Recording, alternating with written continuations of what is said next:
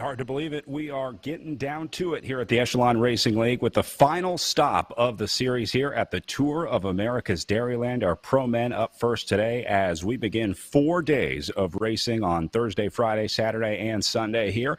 Brad Soner here, as always, joined by Frankie Andreu here at the Echelon Racing League. And this week, adding the voice of the Tour of America's Dairyland, Mr. Todd Bastide. Frankie, I'm going to start with you. 4 days of criterium racing on tap here. I mean, from what we've seen from the crit racing so far this season, this should be 4 intense days of racing. Yeah, it's going to be extremely fast. And talking with some of the riders leading up to the event, they don't like the criteriums because it is so fast. They have the gaps that open up around the corners, and the starts are so intense. And so it really, in a way, it's no different than in real life racing, but it should be exciting. And plus, you're going to have that fatigue factor setting in after 4 days of racing.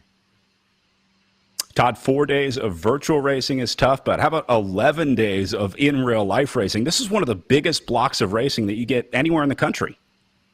Right, and Frankie mentioned the fatigue factor setting in. It's a whole new type of challenge, and it's a big one for crit racers to say, okay, I'm going to do a block. Typically, riders are going to take a day off, but still 10 days of racing. It's a whole new challenge, the fitness, the endurance, staying sharp in each one of the races, which the crit racing requires. It's great to watch every June.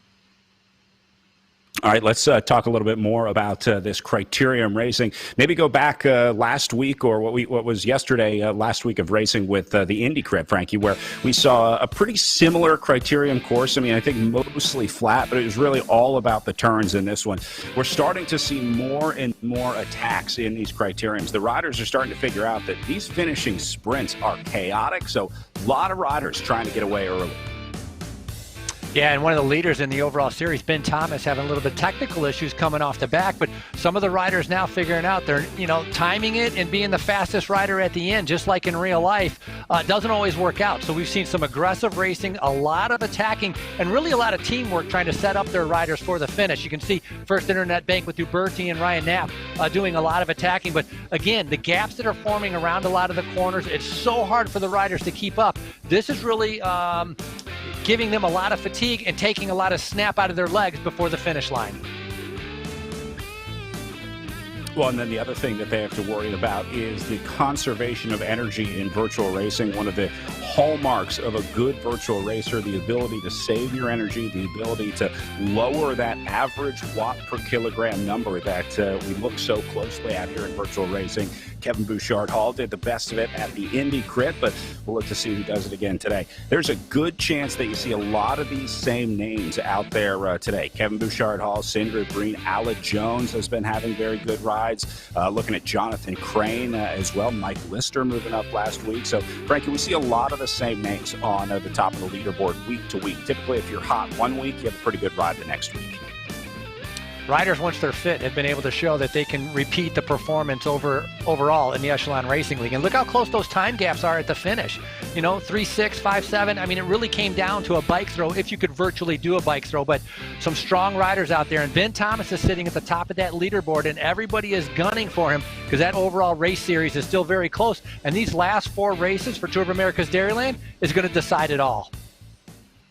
Here is the overall situation heading into the day of racing today as Matt Usborne looks to claw back some points to Ben Thomas. Now, Usborne had a huge opportunity last week to try to gain some points after Thomas had a technical in the virtual race. So Usborne was able to pick up some points, but not enough. Still 50 points down on the overall. Charlie Velez sitting in 3rd place for the Hugh Dog Racing team at 162.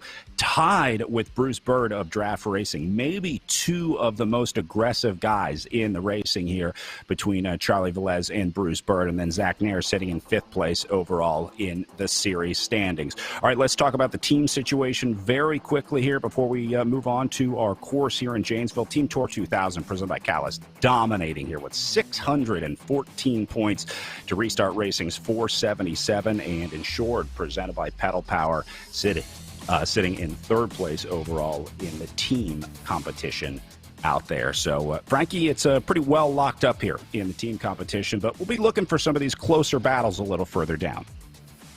Yeah, the team competition is kind of locked up. And you got Team Tour 2000 has 3 riders in the top 7. And if you want to look at those individual standings, if you go 2nd through 7th place, there's only 36 points separating them. So over the 4 days, there's a lot of points up for grab. And so really, Ben Thomas has a pretty good lead, but that podium spot is definitely open for 7 other riders to kind of jump into that podium spot.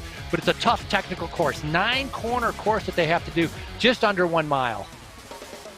Love this course that they're racing on today. It's sort of a dual lollipop. Then they go over the bridge. It's less than a mile long. There's only 30 feet of elevation gain, hardly any gradient to speak of, and we're just 780 feet above sea level here in Janesville, Wisconsin. So a pretty fun course. I mean, this is definitely a unique course, certainly not a standard 4-corner criteria.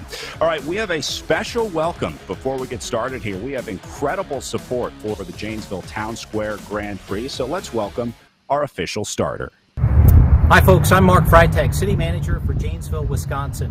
We are Wisconsin's Park Place, the community of choice to realize life's opportunities. We hope that you have a great virtual ride today, and when you come back here in June for the Tour of America's Dairyland Town Square Grand Prix, that will be a great event. I can't guarantee what the weather will be like that day, but I am pretty confident, I say again, pretty confident, that the snow will all be melted by then. Have a great ride again, and we look forward to seeing you in June. Riders ready? And there they are, ready to go as we are inside of 1 minute to our race start here. Frankie, we talk about this every week, the importance of the start, and I love watching this from the gallery view on Zoom because you see these.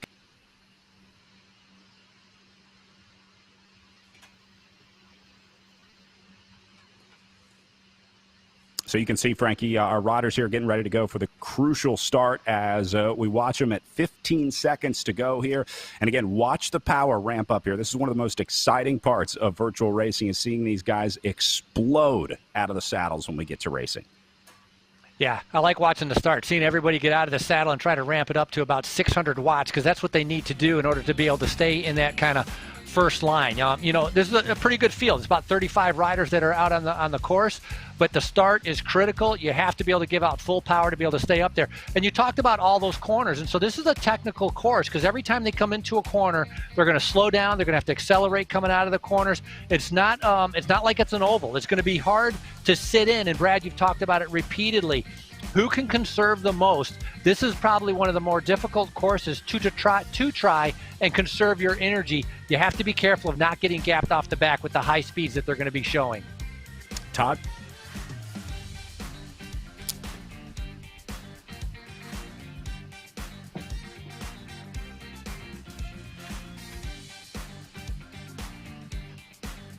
Sorry about that. Todd, this is true in real life as well. I mean, especially with that bridge in the middle. If you get gapped out of this group on the real life course, you're going to have a real hard time getting back into this one. We see a lot of dropped riders in Janesville, but a lot of riders fight to stay in it because they got the Prix in Janesville, one of the coolest parts of racing here.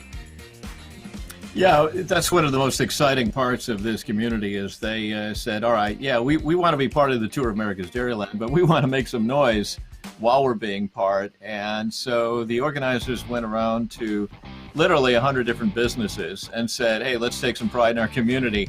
And the Prix bucket just kept getting bigger and bigger. And so, yeah, there's some ridiculous amounts of money that are thrown out. And that's one of the most fun things for you and I as announcers to do, is just keep ringing that Prix bell. Seems like the numbers get bigger every time we ring it, and then they just keep bringing cash up to the stage. It's unbelievable. One of the more fun races of the year for sure.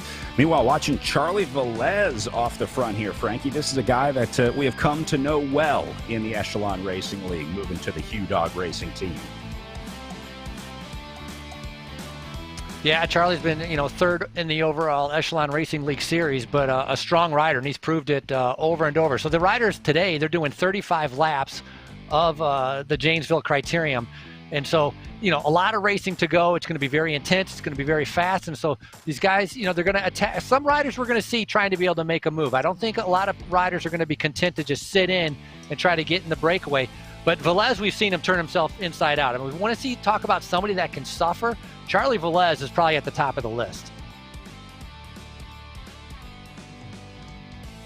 Riders continuing to move up here on the outside. You saw Indy's winner, Kevin Bouchard-Hall, moving up there. Bruce Bird up at the front.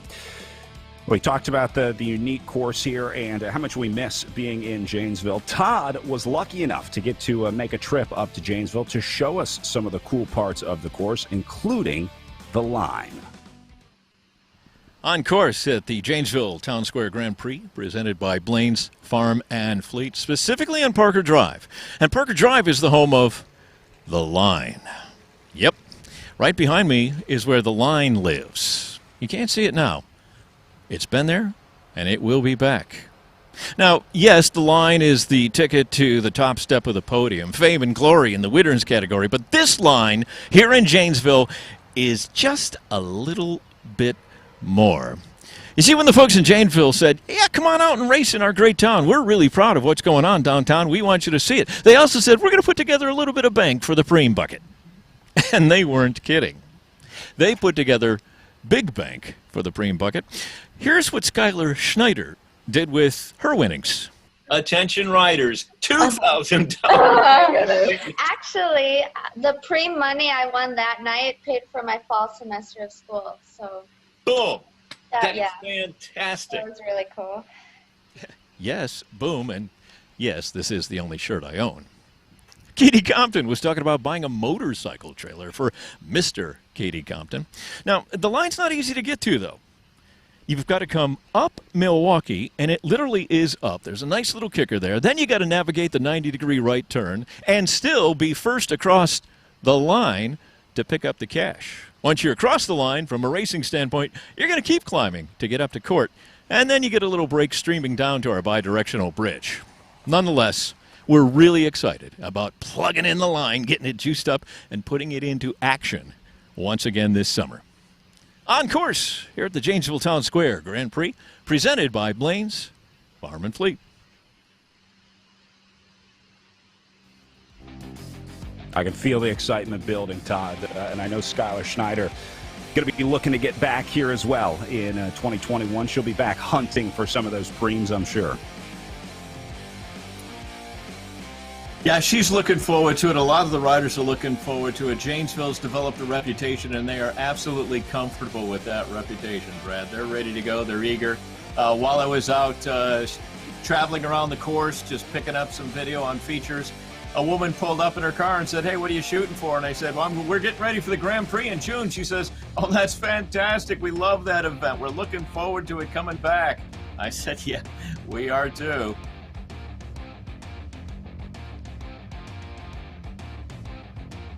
I got to get into racing. Frankie, you and I, next year. Prix hunting 2021. Well, I was going to say that as excited as you guys are about ringing the bell and giving out all that cash, the riders are even more excited. They live for trying to be able to get to those Prix, and especially if you're a sprinter. If you happen to be one of those guys that slog away and you're a strong man, yeah, it's going to be a little bit more difficult to take home that cash. But, generally with a good team, they pool that money right into a pot and they split it between all the teammates. So in a way, the workers and the sprinters, everybody wins. And so it makes it a lot more exciting, too, instead of just waiting for that final sprint. And so Janesville does a fantastic job with that. Well, the thing about the Janesville course, though, Frankie, is that with the just under a mile, we rig it up. They got the whole lap. And what we saw last time we raced there was that folks were going early. So Katie Compton's not necessarily known as a sprinter. There's others that are those diesel engines that you're talking about. They were going early, breaking the will of the field, getting out front, picking up some major cash. And I think the field typically got the idea pretty early on that there was more where that came from. So occasionally they'd let these steady eddies, these time trialers, the diesel engines go and get some bank. Yes, speaking of time trialers, let me point you to one Jaden Yeager, the local from out of Wisconsin, who has been having an exceptional virtual racing career. This guy has embraced virtual racing. I think he's made maybe the smoothest transition of anyone between real road racing into virtual road racing. Made the World's team. He was on that Movistar Challenge trying to make their squad. Dominated his early Echelon Racing League series races, and he's been killing it over on Zwift as well. Todd, I know you and I have watched Jaden Yeager sort of ascend through the ranks. I remember when this guy was a Cat 3 It wasn't long, though, because he got up into the ones and twos pretty quickly. Yeah, that's one of the exciting things about a series. We're going into our 13th year with the Tour of America's Dairyland, and we have some stories, some folks that have traveled through the genesis of the series, and we've watched them go up through the ranks. And Jaden is one of the most exciting stories because we saw early on that this guy's a diesel engine, and he can just go to work and lay down some serious watts, and that's exactly what he did. But he also developed some racing savvy, and we saw him go after jerseys. We saw teams recognize the value of what this guy brings to the squad. His race savvy continued to grow, and yes, like you say, I mean, over the last 12 months, we've watched him kind of take this diesel engine, move over to the virtual side, and make a lot of noise. It's going to be really interesting to see when Jaden Yeager comes back into real-life racing, how it goes the other way, how the virtual fitness carries over into the real-life world. Frankie, I know this is something that we've been anxiously anticipating to see the crossover in 2021 from virtual riders into real-life riders.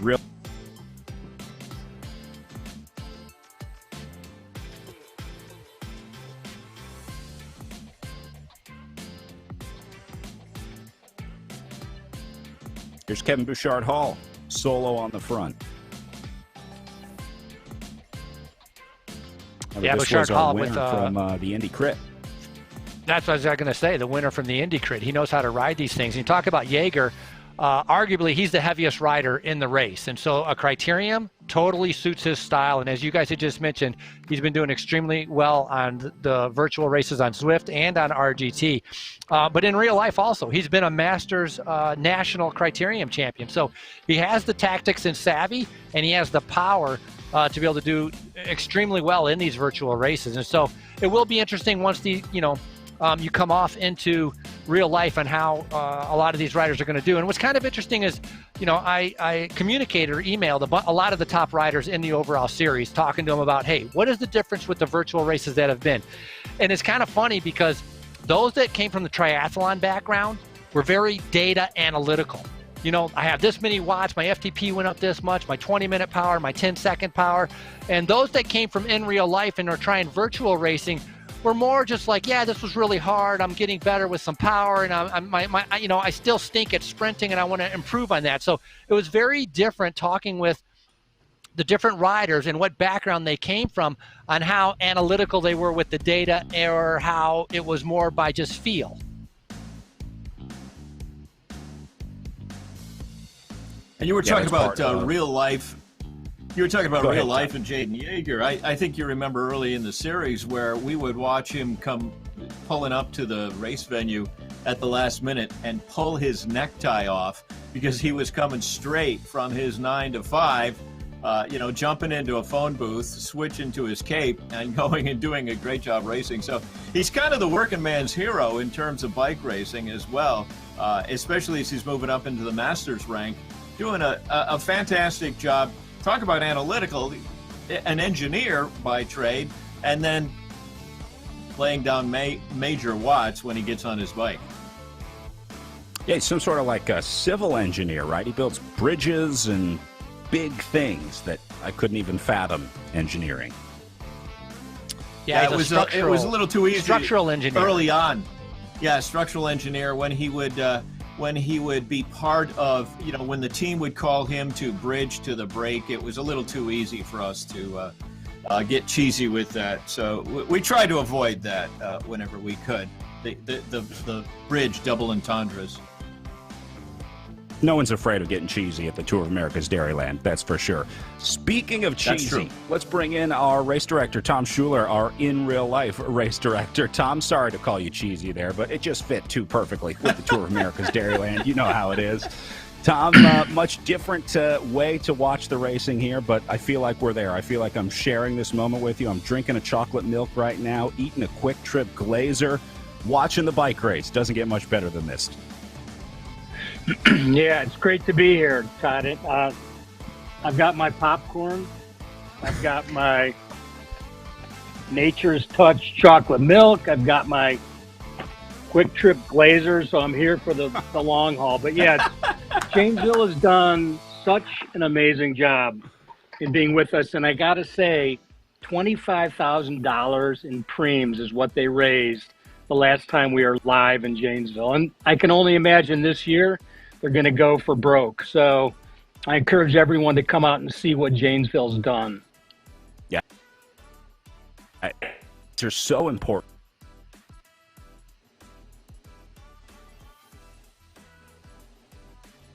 Sorry about that. Tom, the cities to you guys are so important. I mean, they're the backbone of the Tour of America's Dairyland.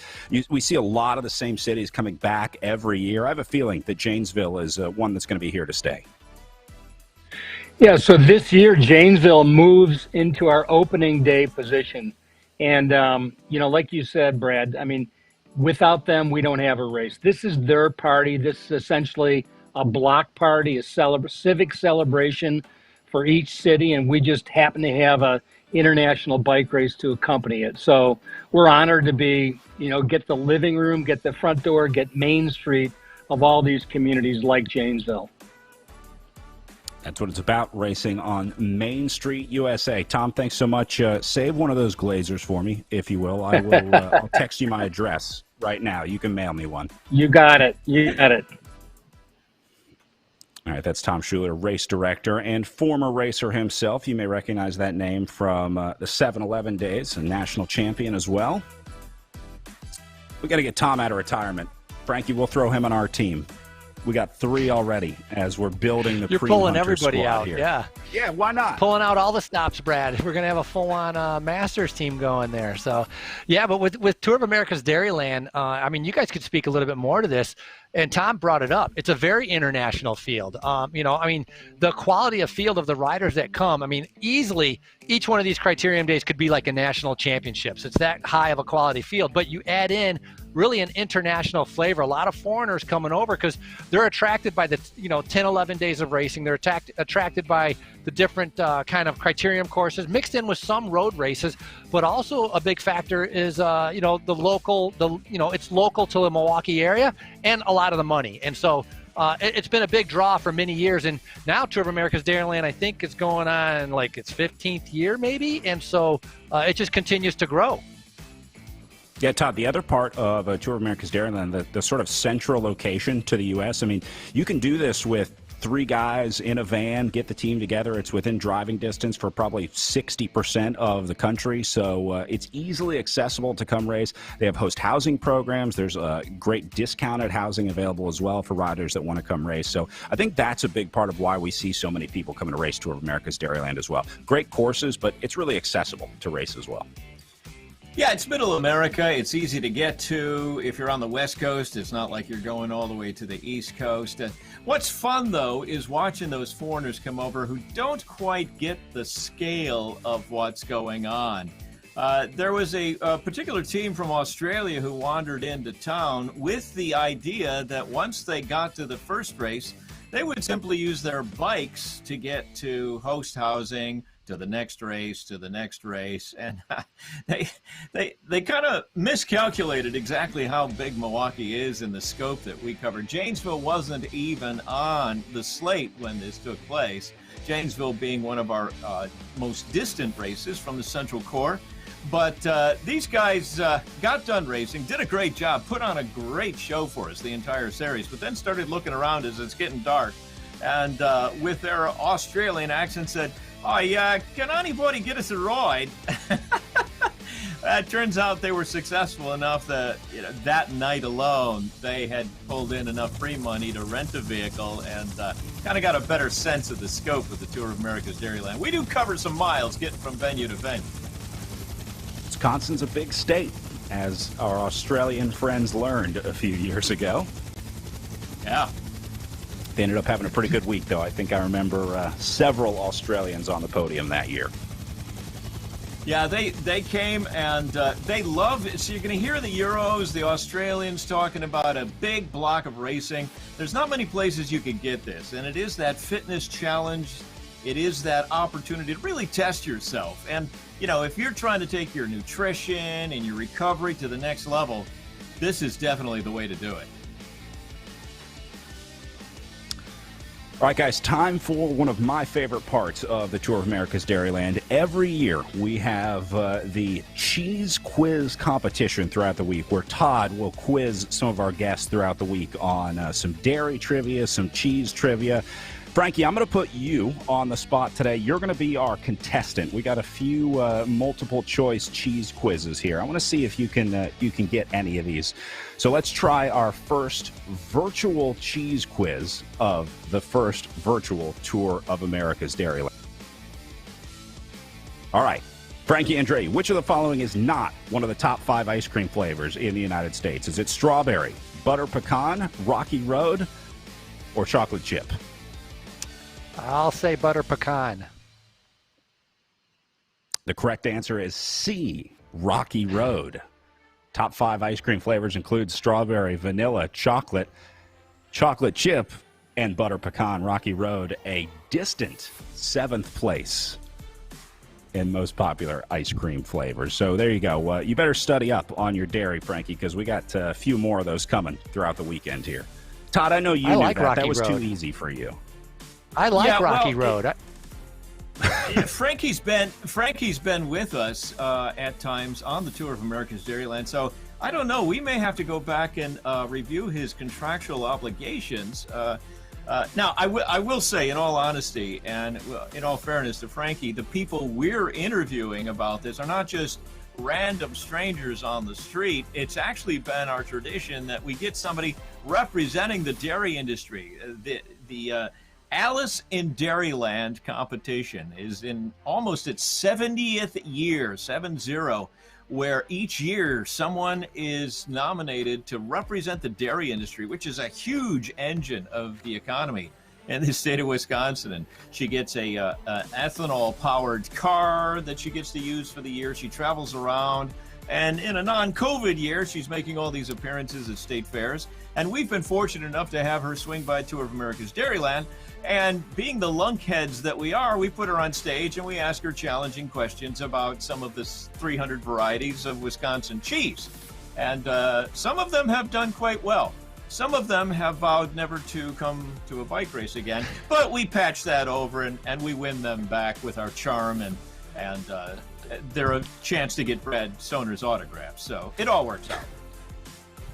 Alice in Dairyland, one of my favorite parts of the Tour of America's Dairyland every year. They know more about the dairy industry than you even knew existed in the dairy industry. So it's always interesting to learn some facts and figures from Alice in Dairyland. And they're always a hit with the kids because, they usually have the tiara on. They'll have sometimes give away some chocolate milk to the kids. So that's always a popular part of the Tour of America's Dairyland.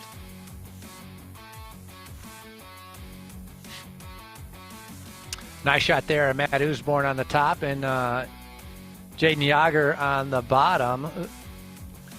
So Usborne has talked about how this virtual racing really has helped him increase his power and really being punchy. Normally he's long slogs and does a lot of long rides, and said the virtual racing's really helped with his anaerobic power of being able to do the sprint. Works a normal job. He tries to be able to kind of get some of the nighttime gravel riding. So his outdoor riding is at night sometimes with lights on and stuff like that to be able to fit it in with his full-time job. But, he's enjoying the virtual ride. And he said overall so far for Matt Usborne, his hardest race he did was Tour of Gila on stage 2 because he got dropped early on and had to ride almost the whole course by himself. And so right now sitting second overall in the series, he's a bigger rider at 72 kilograms, but he is a very, very strong rider. He was injured, had to miss one of the races during the series, but otherwise he really has been Mr. Consistent. Yeah, consistent and aggressive are the two words that I would use to describe Matt Usborne's racing style. This guy is not afraid to move off the front. He's not afraid to go on the attack, and he's not afraid to suffer either. That's one of the things that makes Matt Usborne such an exciting rider to watch, especially in this virtual racing, because he's got one of the best pain faces out there. But, man, watching that all finally come together for him at Redlands. He was hunting these wins the entire series, and then he finally got one on the second stage of Redlands, the Sunset Loop course. It was a game changer for Matt. And that's one of the things that we've kind of shied away from during the virtual racing, is that you can't always see that pain face. Sometimes we're able to have a camera in position we can see Usborne does a good job of suffering and letting you know it. In that 2-up shot we had just about a minute ago, you could see Jaden Yeager, who looks like he was mowing the lawn. He really didn't convey any kind of pain. So there's a whole different thing. And that's always been Yeager's modus operandi. He's out there laying down 300, 400 watts, and you can't really tell by looking at him. But Usborne does a nice job of letting you know he's putting in the work. I guess it's just like in real life, Frankie. Some riders that you can just see, they just look like they're suffering on the bike, and some riders just have a pretty good way of hiding it, have that pain face on and off the bike. I would never, ever want, well, I guess I would love to play poker against Matt Usborne because he's probably terrible at it. I'd probably tell exactly what that guy has in his hands. I would agree with you. And Todd, Brad and I have talked about it. It's been very enjoyable being able to see those cameras, to see the different pain caves that some of the riders have set up. It's pretty remarkable. Some are outside, some are in their basement, some are out in their patio, like Usborne. Usborne is out actually on his balcony outside of his in downtown Vancouver. Everybody's kind of got a different setup, and so that's been kind of fun to be able to watch, along with watching them suffer and the pain that they have. This is a nice shot of Bruce Bird. And Bruce Bird, you know, we talked about one of those riders, or different riders hating the criteriums. He's one of them. He said the criteriums are the hardest for him. He doesn't like he doesn't like doing them. But the bonus of the virtual racing is that he's getting the burst of speed that he normally doesn't have. And so a lot of people benefiting on really improving on their weaknesses in the virtual through the virtual racing to be able to help them in their in real life racing a little bit later on. Bird trying to chase down Daniel Jemrozik here, who is sporting a prototype of our team kit here, Frankie. This is what you and me and Tom are going to look like once we get our kit order in. By the way, I need like $200 up front from you if you want to be on the team. You need to get that order in ASAP. You know how it is in bike racing. I think this is developing in a really nice direction, because if we get enough of you guys, I think the orthopedic surgeon wing of Ascension Medical, bam, we're coming in, we're covering you, because that's going to generate a lot of business for them. It's free money. I broke my collarbone just thinking about it. Indeed. I mean, I can hear the hips, boom, one after the next, replacement. You guys are going to go bionic in like one season. We're going to be talking a little more about Ascension Medical throughout the weekend, Todd. It is so cool having those guys on site. Some of the best medical care at any bike race out there.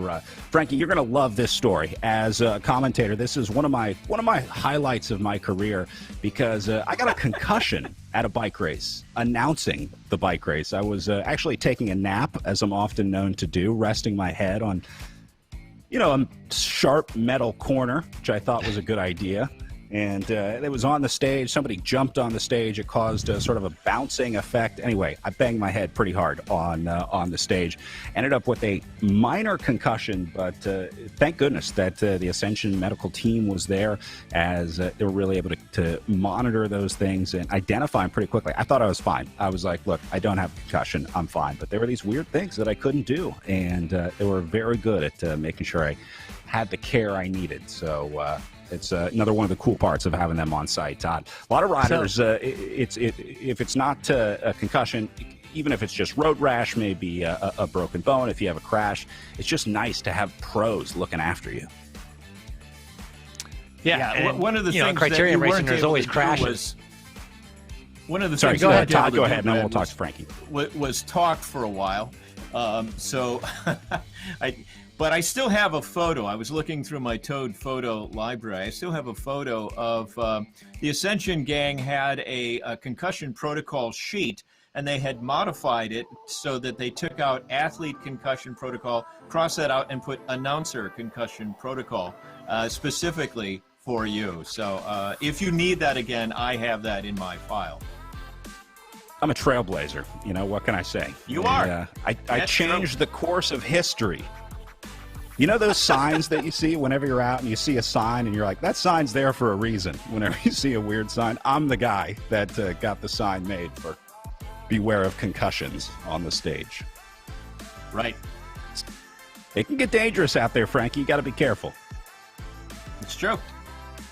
Well, obviously you woke up from your nap. I'm going to assume that. But Yeah, Criterium Racing, right? Think guys sliding all over the place, and forget concussions, broken bones, and all the skin that is lost. So to have some a medical staff there that kind of really knows what to expect, because they've been longtime partners with Tour of America's Dairyland. So it's not like, all of a sudden they got these bike racers that are falling over and they're really not sure what to do. So it's nice that they can get taken care of. And of course that helps for the riders who happen to have crashed to be able to start the next day. They don't want to miss out on a day, because points are valuable in Tour of America's Dairyland. And so every day you can get on that start line, that's a plus.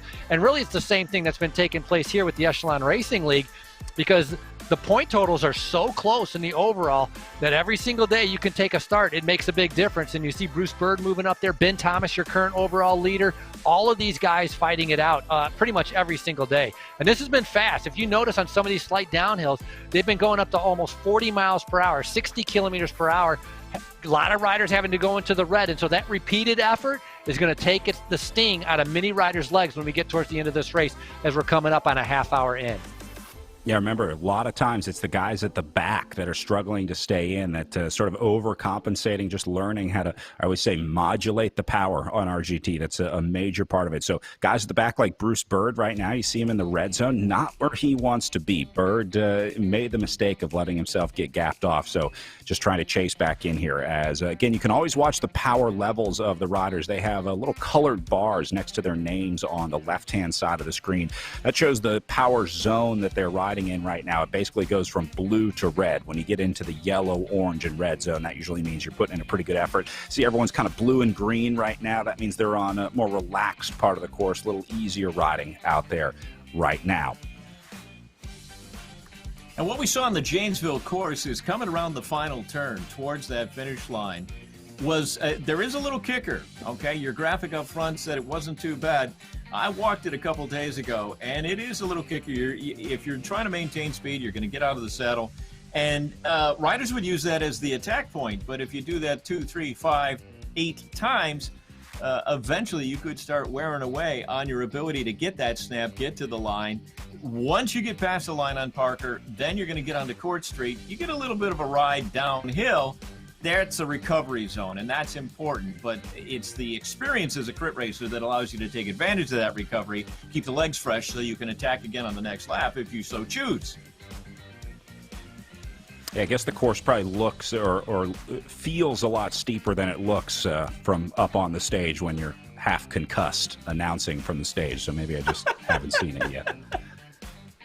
Velocia Sport on YouTube says, Bruce, forget his hat, unrecognizable. Talking about Bruce Bird, who we saw just a little bit ago. Bruce has been omnipresent here in the Echelon Racing League. We've really come to know these guys, Frankie. We've come to know like their house and their pets and what everyone likes to wear and where they like to race. We get to kind of a very intimate look into the lives of a lot of these riders in virtual racing. Of course, anytime you have a camera like 6 inches from your face while you're going into your FTP maximum, that's you got to be pretty trusting with us here at the Echelon Racing League. Yeah, going way over your FTP maximum, total redlining for, Bruce Bird, Usborne, all these guys. I mean, we've seen Zach Nair completely turn himself inside out, taking a win here in the Echelon Racing League also. And so, for a lot of the riders, they said the most difficult part is really that punchy explosiveness of having to jump at 500 watts, having to jump at 500 watts repeatedly, coming around those turns. If it's more steady and it's a longer road race, for many of these guys, when I was interviewing them, all said they have no problem with that. It's the criteriums and that punchiness that really gives them the most problems. And a nice shot there of Bruce. He's actually planning to go to the UCI Grand Fondo World Championships at the end of the year in Slovenia.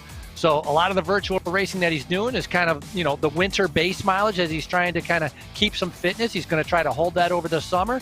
And, fingers crossed. He's got summer plans and fall plans for in real life racing. Did not know there was a Fondo World Championship, and certainly didn't know it was in Slovenia.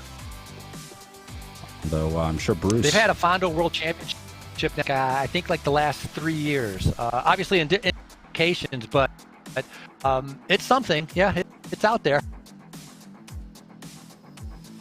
Got to take those rides where you can get them, man. I know a lot of people are going to be excited to get back to racing here as soon as possible, as... Things looking better and better with each passing week. Everyone getting their shots, getting their vaccines, wearing their masks. We'll be back to racing in no time. Fingers crossed if Brett, things keep going. If do I recall correctly, you're a 3-time fondue grand champion? Is that right? Yeah, it's a little different. Yep. Yeah. I'm the group ride world champion. That was where I got my rainbow jersey. Oh, I see. Okay. Is that a one-person I just organize group? everyone at the coffee shop, tell them when we're going to leave. That's sort of it's my wheelhouse. That's my job on the team. Yeah, the extraordinary accomplishments of one Mr. Soner, that's woven into the history of the Tour of America's Dairyland as well. It was the first year where he gladly accepted a challenge, and I think it was a 3-pound burger. And again, I don't know why I have such a large collection of somewhat dubious photos, but I have a photo of this 3-pound burger on its way into the mouth of one Brad Soner. Then there was the year he took on the challenge of drinking 100 cartons of chocolate milk during the course of the race. He accomplished this challenge. His stomach went on strike and had words with him downstream of that, but he did accomplish the challenge. So be careful what you challenge Brad to do. That's all I'm saying. You weren't even there for the Great Nuts Challenge. We used to have Great Nuts sponsoring the USA Cycling National Championships. Boy, that was a bad one. I heard about that. Yeah. Things slowed down.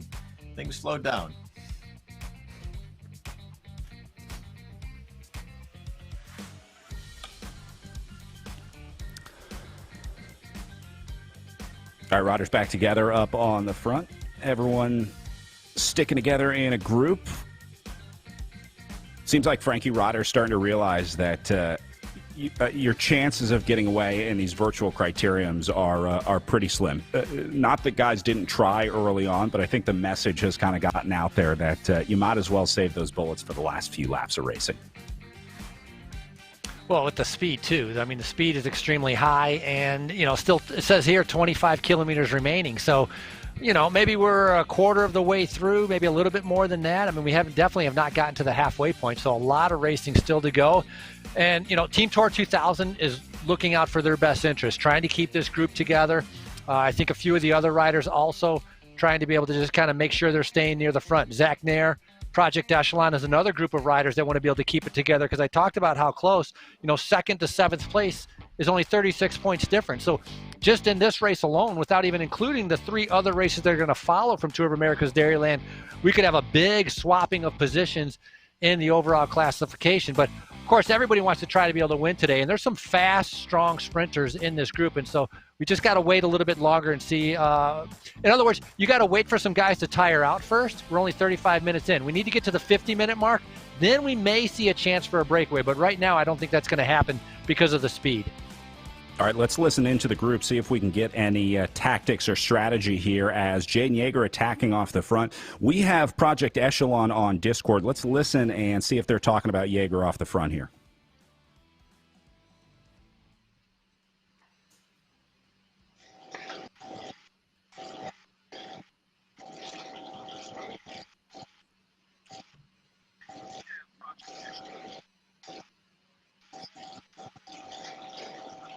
Guess there's not much you can say when Jaden Yeager goes on the attack. Let's just hide out and try to expend the least amount of energy possible. I'm pretty sure it's going to come down to a big sprint. So that's John Hamblin, the director sportif, if you will, for Project Echelon. Of course, right as I say that, he's gone. Anticipate that swell in the final corner. Yeah, save it up. Save it all up. Wait for that sprint.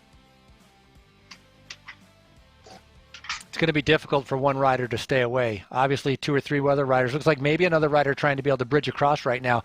And, Brad, we've seen many times how fast the main peloton can close down a gap. And so, if these guys decide to, go on the hunt and start chasing, they'll have a good chance of bringing back Yeager relatively quick. But he is a beast, Yeager. And so he's going to keep pushing it, at 4.55 watts per kilogram. Hopefully somebody's going to come up to him, and he might have a little bit of help. And it looks like Melville is the one rider trying to be able to bridge across right now. Todd, any other rider, I would say let them go. Let them burn themselves out. No way they can do this. But if there was one guy that was going to pull this move off, it would be Jaden Yeager in my book. Absolutely. We saw this so many times, Brad. We would, especially when he was up and coming. Now, once he got into the Pro 1-2 field, it was a little tougher. People knew who he was, and there would be alarm bells that would sound if Yeager went off the front. But when he was riding Cat 3, he would go diesel and people just wouldn't believe it. They wouldn't know what he was capable of.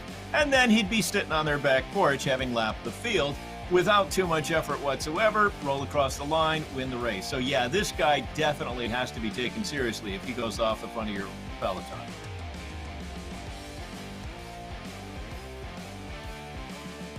And Todd, that's exactly how he won his Masters Criterium National Championship in 2017 in Augusta. Sat in for a little bit, then when he decided he was going to go, he just went off the front diesel, and it was just like a sports car just whipping around the turns, and nobody could stay on his wheel, and he just rode away from everybody. And that's exactly what he's trying to do right now. I mean, look at it. He's got to be in the red right now, out of the saddle, just sprinting, trying to be able to kind of get away from everyone. Takes we talked about his development in terms of we talked about his development in terms of race tactics, and we saw early on where, you know, he just wasn't showing a pain face, and I have every confidence that he was planning on just keeping his powder dry until this point. He's very aware of where he is in terms of the race timeline, and now he's going to put down the hurt and try and get some things going. I mean, he went, and there was 500 watts, there's 430, 400. He's consistently, heart rate is up there. Finally, I was watching that at 120, 130 earlier. Finally, he has his heart rate up where you'd expect it to be for those kind of numbers. Question is, how long can he sustain that? I was amazed to see him out of the saddle, Frankie. Even solo away as he's starting to get some help coming up. To have that mental fortitude to get out of the saddle when you've got a 10, 15-second lead on the field just shows that Jaden Yeager has a pretty strong mental engine in there as well. So here are the guys trying to come up right now. Mike Lister is trying to link up with Usborne, Ravel, and Nair to, well, looks like they're going to bring the whole field up here with them. But we're starting to see the separation here, Frankie. These are the names that we hear every week in the Echelon Racing League, and that usually means that the wheat is starting to separate from the chaff here. We're starting to see the strong riders get to the front. They sense that something might be coming here. Yeah, and as these riders are continuing to attack, obviously to be able to bring back Yeager, you got to put in a pretty big effort. And, you know, Yeager getting out of the saddle because, you know, Todd had mentioned it, some of those undulations, some of those little rises on the course, you'll feel that. So he's trying to keep that momentum, but that chase group is going to start stringing things out. And so as much as we're watching Yeager in the front, we're going to watch the front of that group. Really, the back of that group, you're going to see some gaps starting to open up as guys are going to start kind of getting spit out. But can Yeager do this for another 21 kilometers going at the speed that he's doing and putting out the power that he's doing? You know, 540 watts for 21K. This is, you know, if it was 10K to go, I'd give him a little bit more of a chance. But 21K to go, I mean, this is a phenomenal effort that he's doing right now. That might be exactly what he needs, though. If we underestimate him and we say maybe he went 10K too early, then maybe the rest of the field is saying, I'd give him a chance at 10K, but maybe not at 20K. I think that's what Jaden Yeager is hoping for here off the front, hoping that they maybe just underestimate him here a little bit. Todd, this is a move that you get to make like once, maybe twice per season, because once you complete that, once you're able to do it, you got a big old bullseye on your back. I'm surprised they let Yeager go here. Yeah, and really enjoying the RGT platform and the graphic is providing. We're seeing the gap between Yeager and the rest of the field, and that number has been kind of creeping up 60, 70, 80 meters. One time it bipped to 100 there, but so we're able, and Jaden's actually able to see this as well, so he knows exactly what he's doing, but he can also see that there's a group of 4 that is probably working. Yeah, say Jaden's in the red. There's a group of 4 working together. They're able to draft. So he's not necessarily getting a lot of encouraging news by looking at that graphic in terms of the chase effort. That may not be what he's concerned about. He may be just head down. Let's do it. Let's see if we can hurt this field, get across the line first. And if anybody can do it, I mean, we've seen it IRL at Tour of America's Dairyland. And as we were saying earlier, he's done a great job of transitioning to the virtual world. All right, well, those chasers are starting to come back together. Charlie Velez, the only guy left off the front out of that small group that was trying to get away. So not sure if Velez is looking for a little bit of help here. You see him kind of laying off the gas a little bit, realizing he's not going to do this alone. Charlie's going to need some help if he wants to get up there to Jaden Yeager. See Ben Thomas coming up as well, the series leader back in the group. I haven't seen him really at all today. So Thomas just biding his time, trying to stay quiet and letting the other riders do some chasing here to try to bring Jaden Yeager back. So looks like that gap is coming down here. He's down to just 30 meters to Velez and 50 meters back to the group. So I'm thinking this one going to get folded up here sooner rather than later for Jaden Yeager. In fact, I think that's the catch right there as Charlie Velez gets up to him. So they're all back together. We'll hit the reset button, and I think this is a good time to go back to in real life Janesville. Todd had a chance to travel there. We talked about earlier in the week. Let's learn a little more about where we're racing today. We're on course with the Janesville Town Square Grand Prix presented by Blaine's Farm and Fleet. 1919, pivotal year in the history of Janesville. That's when General Motors came in and said, we're going to put an assembly plant in your city. Obviously, the economy was boosted a great deal as a result. 2008, another pivotal year in the history of this city. That's when General Motors decided to move that plant elsewhere. Now, as would be expected, the economy took a hit. But the people of Janesville are resilient, and they went to work to revitalize. That's a word you keep hearing, revitalization. How that affected us? Our first year here, we created basically a rectangle course using 2 bridges to cross the Rock River. The following year, one of those bridges was part of that revitalization and being completely rebuilt. So we had to come up with a solution. That solution was to go 2 directions on the Court Street Bridge over the Rock River. Now, at first we thought, well, this will be temporary. Turns out the riders really loved it. In racing, there's the phrase out of sight, out of mind, where the breakaway tries to get far enough up the road that the field forgets about them. Kind of hard to do when halfway through each one of the laps, the breakaway can see the field and the field can in turn see the breakaway. Nonetheless, this became a popular feature and we're planning on racing it again. Out of sight, out of mind, only really possible if you had enough beet juice that morning and you lapped the field. One of the many features of the Town Square Grand Prix presented by Blaine's Farm and Fleet. We're on course. Certainly helps to be able to see what you're trying to chase. That was one of the cool parts of the two-way bridge there. But Todd, you hit on a really interesting thing about Janesville. The pride that's in that town is unrivaled. I mean, I thought it was just another city we were going to in Wisconsin, but man, when we rolled into Janesville, they really roll out the red carpet. That is a city that is proud of their town.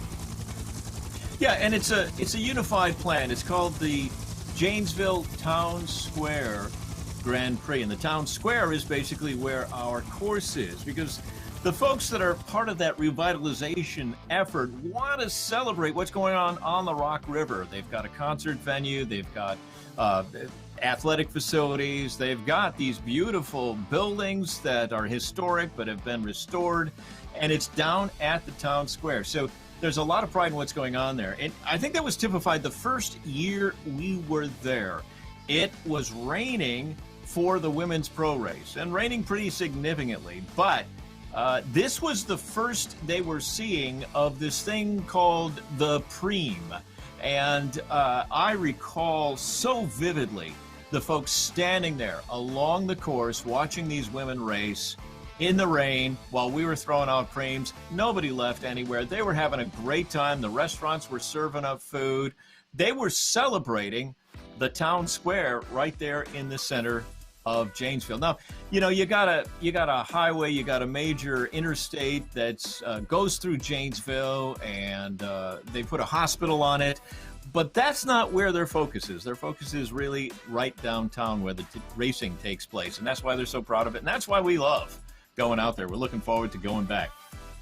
And some unique courses, too. We talked about the bridges. There was some construction going on that was changing the courses. Do you know what the future plans are there, Todd? Are we going back to the dual bridge model? What's in the future?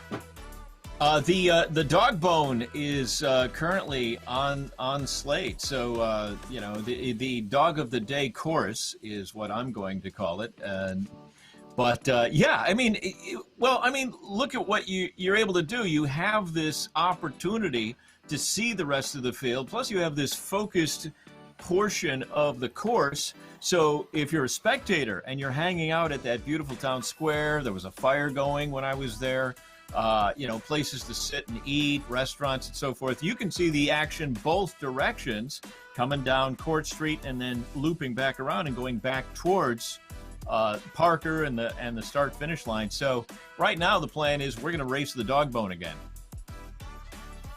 Yeah, one of those courses where there's really nowhere to hide, and once you add that second bridge in, we go back to the old model. I think it's going to make for some really interesting racing there in Janesville. All right, we are sitting at about 15 kilometers of racing to go. This group is all together. We're going to take a short break here from the Janesville Town Square Grand Prix, and we'll have more live racing from the Echelon Racing League right after this.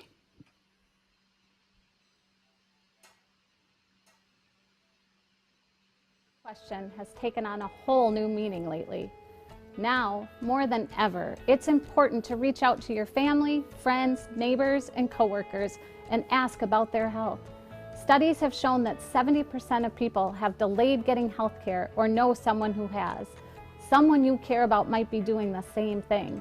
Your simple, thoughtful question could start a conversation to help them get the care they need. At Ascension, Wisconsin, appointments are available now. We have strict safety precautions in place for your safety and our care. ERs at our hospitals are open 24/7, and ask about virtual visits. As always, we are here for you when you need us. So, how are you feeling today? Make sure you get the care you need at getascensionwisconsincare.com.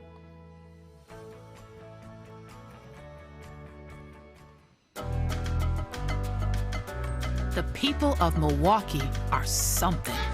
Making something new, something special, making change. Yes, this is Milwaukee, where alleyways turn to art galleries and MVPs are more valuable off the court. A place powered by the people, making their city a bona fide worldwide phenomenon. So come and feel a little bit of that people power for yourself. Farming is more than just a job because it demands so much of you. Every day I'm with the people that I care about the most. We accomplish or we fail together. Support Wisconsin dairy farmers. Buy Wisconsin cheese and dairy.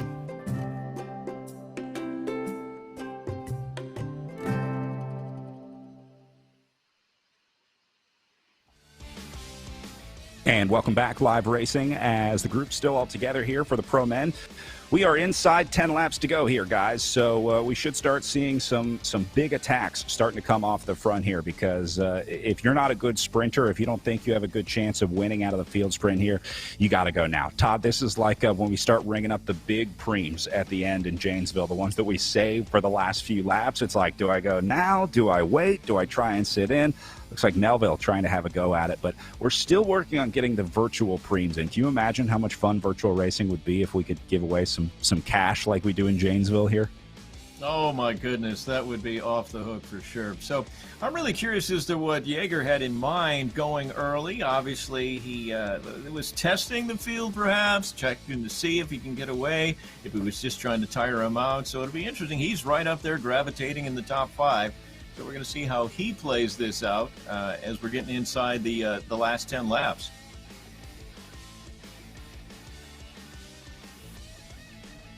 It's certainly tough to, Frankie, when you make a move like that and you realize it was a mistake, you just got to kind of brush it off, put it behind you, and get back to work. So Jaden Yeager is down but not out at this point. He'd like to have that wattage back that he spent off the front, but Yeager absolutely still in this one. The question is, will they go easy enough to give him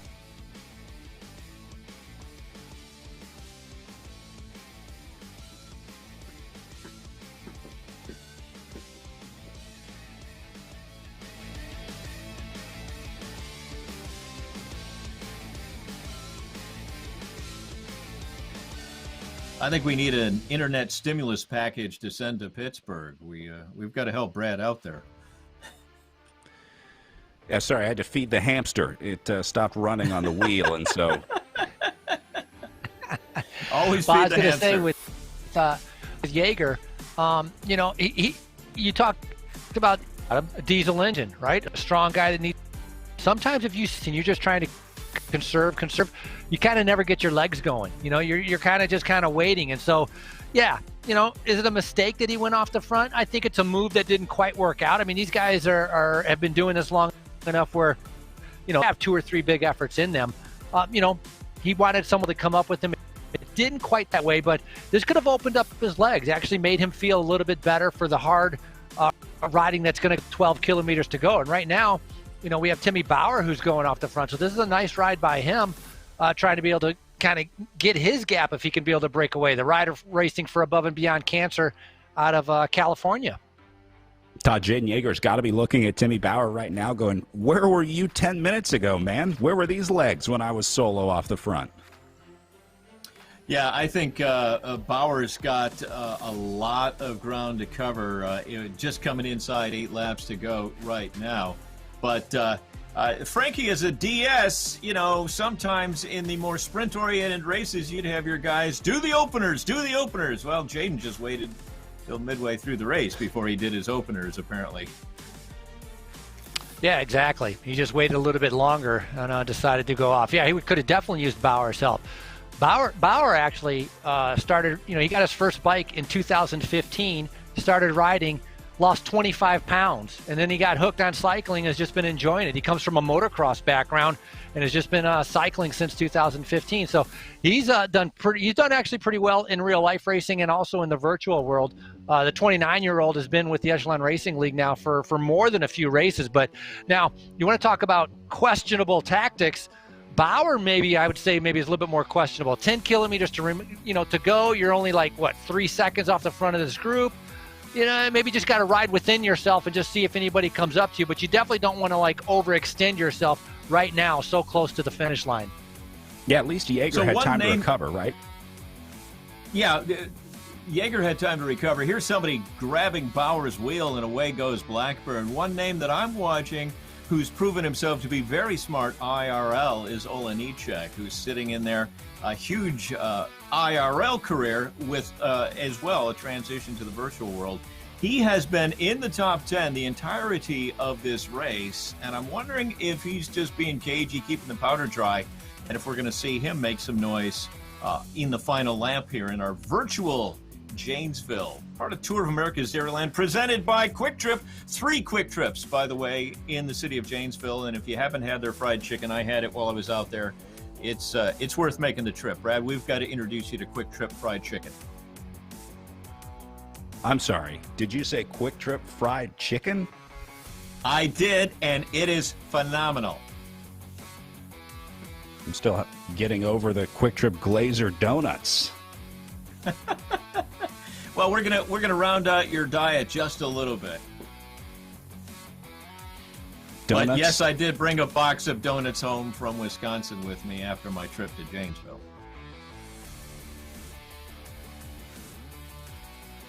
Nice ride here. We see Hal Blackburn, who's hooked up with Bauer. So these 2 riders going good. Olenichek has been pretty strong during the Echelon Racing League on that Project Echelon team. They have 4 riders in the race. Generally, though, he's been working for some of his other teammates, moving them up in the rankings to be able to get some points. One of the main guys that he's been helping out, doing a fantastic job, is Zach Nair. And Zach has a pretty good sprint, mainly because he's so powerful. It's not like, Zach generally is not super fast, but he's got so much power. He can just put it in the 5311 and just rip apart the bike and do a pretty good sprint as long as he times it out pretty well. And so I think we're going to be seeing Project Echelon try to set that up. But Hal Blackburn at the bottom of the screen doing a nice job right now of trying to pull away from these guys. 9 kilometers to go. It's a decent move. We don't really have a big chase, but if anything, it's going to force a team to chase. It's going to force to use up somebody's horsepower, which then will not be useful later on in the race. Blackburn not looking too fatigued for where he's sitting in the race right now, off the front with a little bit of help.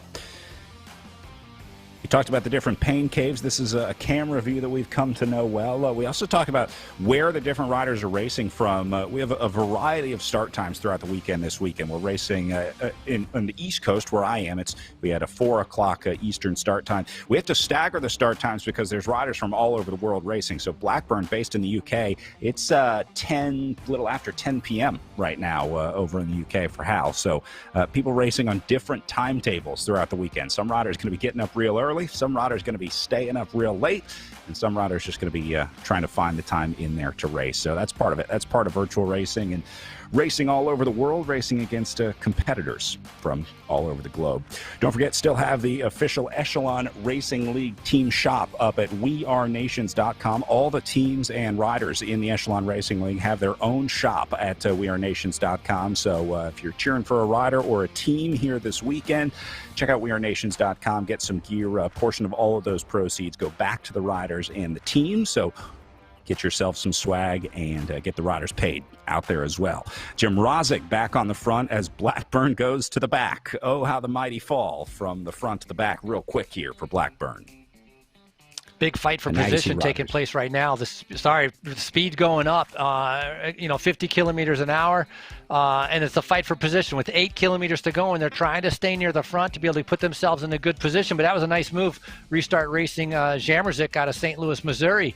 But it's all been brought back together, and so Restart Racing or Project Echelon, those light green jerseys, they're all starting to kind of swarm at the front. They're going to try to keep the pace relatively steady and see if, which riders will not be able to break away. And so kind of in a way, it's a long ways out, but they're, starting a lead out. And we've seen a great sprint by Bouchard Hall, who timed it out perfectly.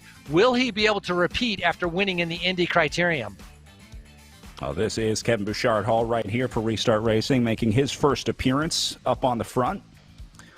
Just kind of peeking off the front here. I wouldn't call that an attack from Bouchard Hall. I think he was just trying to lift the tempo in general here.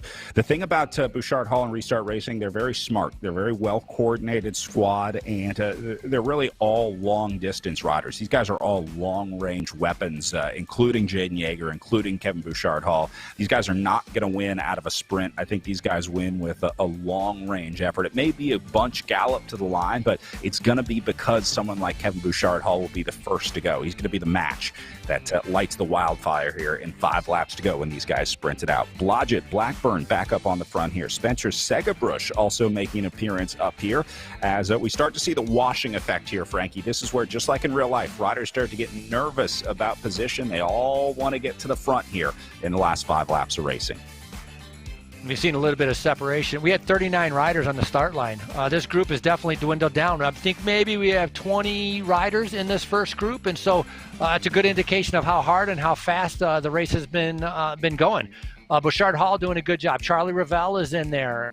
A lot of the top riders that we've seen in the Echelon Racing League still are fighting it out here. So the Janesville Criterion, this is shaping up, I think, to be a group sprint. It's going to be interesting to see which teams come to the front to be able to start that lead out and who's going to have that snap at the end, because talk about a 9-corner course, all of that kind of whiplash effect repeatedly taking place over an hour right now. That's going to take its toll on some of the guys when they get ready to sprint. I like how this is replicating the IRL version of Janesville. Our first year that we raced, we came across First Avenue, First Street Bridge, so we had this long lead-in to the line. So the sprinters, it was their domain. They were able to do their thing, even get a lead-out train if they had the teammates to help them. The second year, with the First Avenue Bridge closed, we had to come up and put the start line up on Parker, and so we put a 90-degree turn into the mix. That meant you had to navigate that turn. We saw the groups stay together. Everybody went into that final turn together, and then it was a short sprint to the line. This bunching that we've got right here on our RGT platform, emulating the IRL version of the Janesville Town Square Grand Prix for sure. It's amazing how similar this racing is on the various courses, like at Gila, where we had those long road race courses.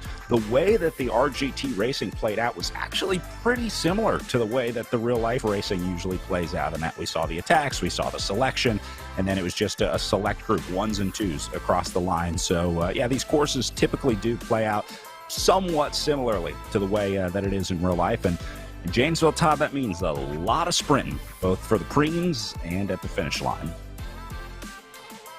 And power-wise also. I've seen some of those excellent articles that Zach Nair has been writing, comparing sometimes the real life to the virtual, and the power numbers are actually pretty similar also. And so that's been fun to be able to see. I think one thing with the RGT platform, the speed sometimes can be a little bit higher depending on the type of course, especially on the little bit of a gradual downhills. But look at this, man. This is a hit list of sprinters getting ready. Hal Blackburn on the front. Ben Thomas, your overall leader right there. Bruce Bird is in there. Swart, Blodgett. A lot of the guys starting to see red numbers as it's starting to get strung out around those turns. This is the part that's going to take 515 watts as we're seeing for Sedgebrook. I mean, that's big power coming out with 4.6 kilometers to go. Yeah, this is going to be it right here. Look how many riders went into the red zone there to cover that move, and now Kevin Bouchard-Hall going again. So, Todd, they are throwing all that calm riding out the window right now. It is on in this sprint with 3 laps to go as they go under the line here. So this is perfect timing. I mean, basically 3 miles of racing, a little under that to go here. This is right in the wheelhouse of how long you can hold that maximum power. Just over 4K to go. Some of those guys perhaps thinking that they can break down this group a little bit. If you're sprinting against 20 guys, the odds are a lot worse than if they can. Bouchard-Hall looking like he was trying to get away, get some folks to go with him and kind of reduce that group, increase his odds. But you got to watch for the Brits. They're going to be going on the other side of the road when they go towards the city. There goes Blackburn right there. You see? He's on the left side of the road. So that's a giveaway as to who is actually going. It's a glitch. We got to work on that. We got to figure that out. Okay. All right. Yeah, well, now all present and truce. accounted for. The names we've been watching right on the top of there. Thomas, your leader. Olenicek, perhaps working for Project Echelon. Perhaps this is his day. I haven't seen him actually doing much in the way of lead out, so we'll see if he's going to. Blackburn right there in the mix. Thomas, as we said, your series leader, also in the mix. We're getting down 3 laps to go, just over 3K. This is going to be a good one.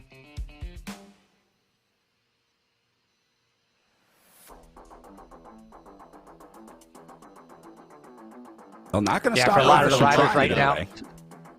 So, yeah, some guys trying to get away. Look at the red numbers right now. I mean, 9 watts per kilogram. That's massive. Melville, Bowen. And what's happening is some riders are getting dropped off the back right now, but also trying to feather and balance that power so that you don't go kind of flying off the front. You want to stay in the group, but you don't want to go flying off the front, and that's hard to do. You can see, look at Jaeger coasting, taking advantage of the turn and then starting, and that is a big, big difference with the RGT platform than what you see with Zwift.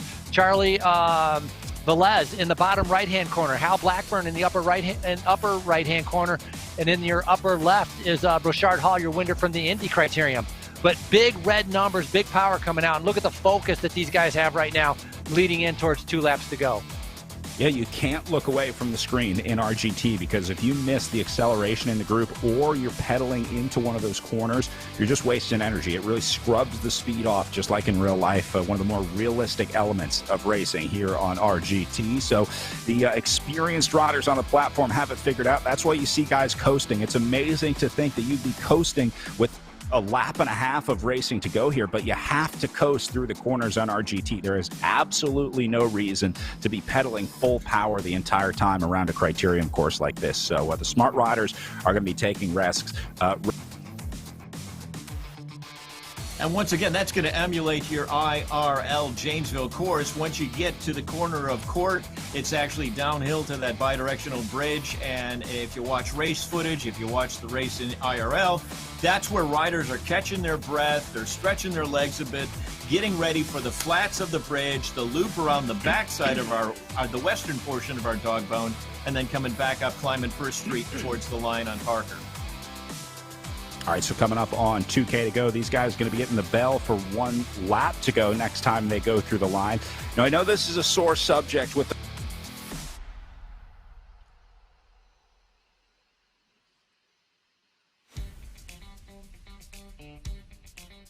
Go ahead again, Brad.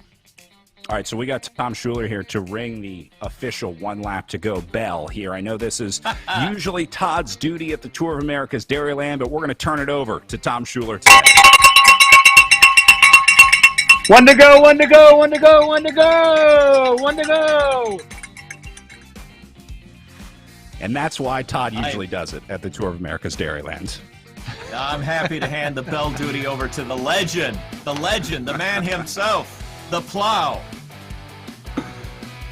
All right, well, we are down to it. Last lap of racing here for our pro men's field at Janesville Town Square Grand Prix. First day of virtual racing here at the Tour of America's Dairyland on the last stop of the Echelon Racing League. As this one going to come down to a bunch gallop. Frankie, this is anybody's race. You would be crazy to try and pick a winner here.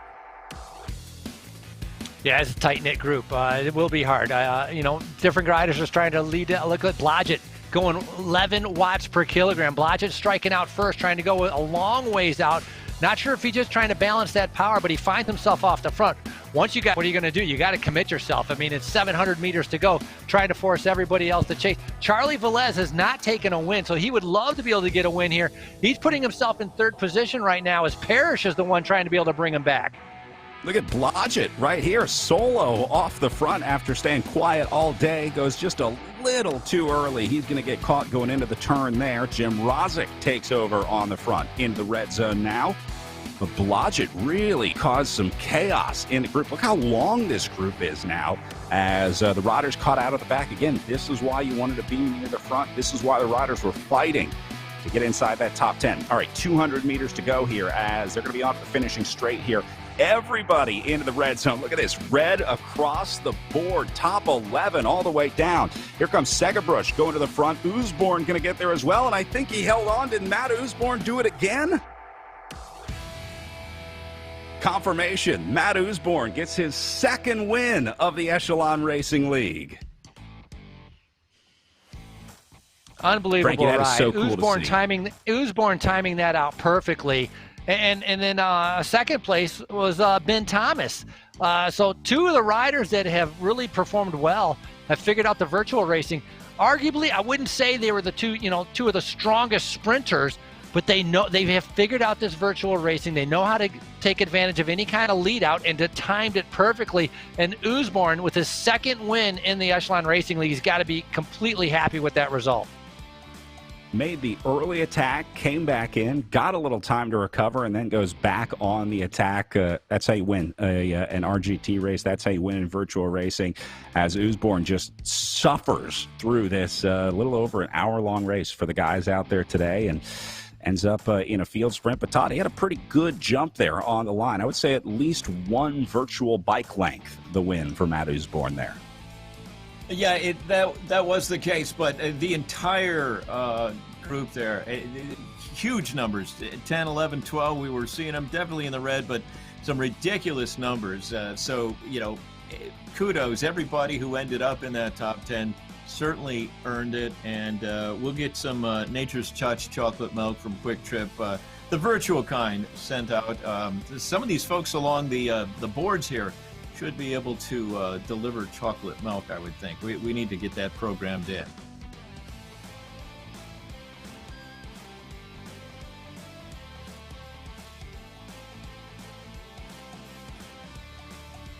All right, well, as our final riders make their way into the line, few stragglers still out there on course for our pro men. We are just about 20 minutes away from our pro women's race. Let's take a short break here from the Janesville Town Square Grand Prix.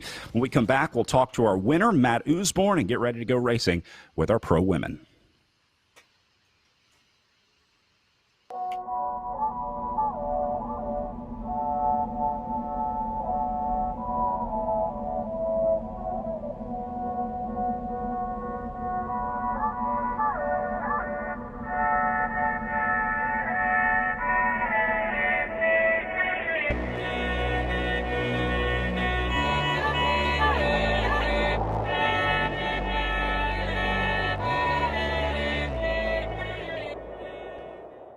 As an athlete, getting marginally better is one thing. Getting exponentially better puts you in a whole new ballgame. Biomoto uses a proprietary digital process to capture movement at 200 frames per second and 70 sensors per foot to can measure ground-based forces, resulting in advanced motion analysis that's up to 10 times more accurate than orthotics. It's the data generated by this process that allows Biomoto to construct custom insoles that make athletes faster, stronger, and more stable, and result in an unprecedented 95% success rate.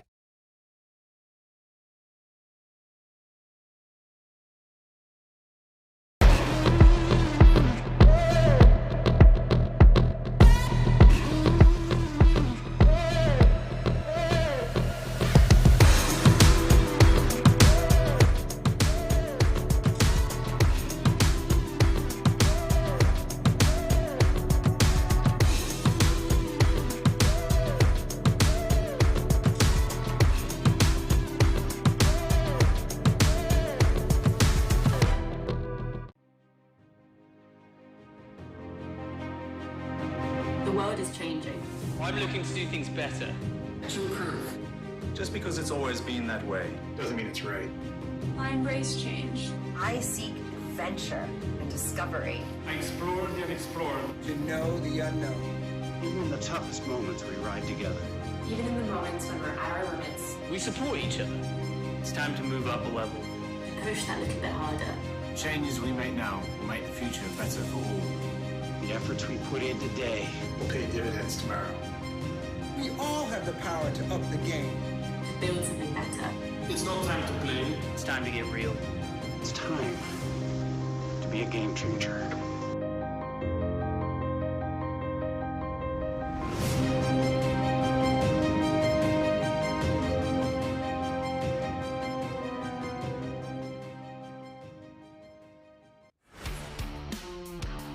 The 2020 Echelon Racing League is brought to you by Quick Trip, going the extra mile.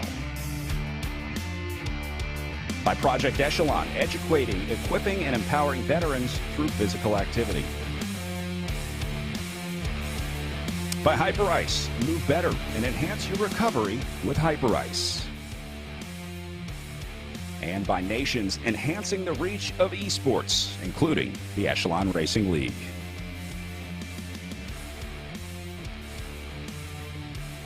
A nice paddle down the river in downtown Milwaukee. Todd, one of the more unique city centers, I think, in the United States.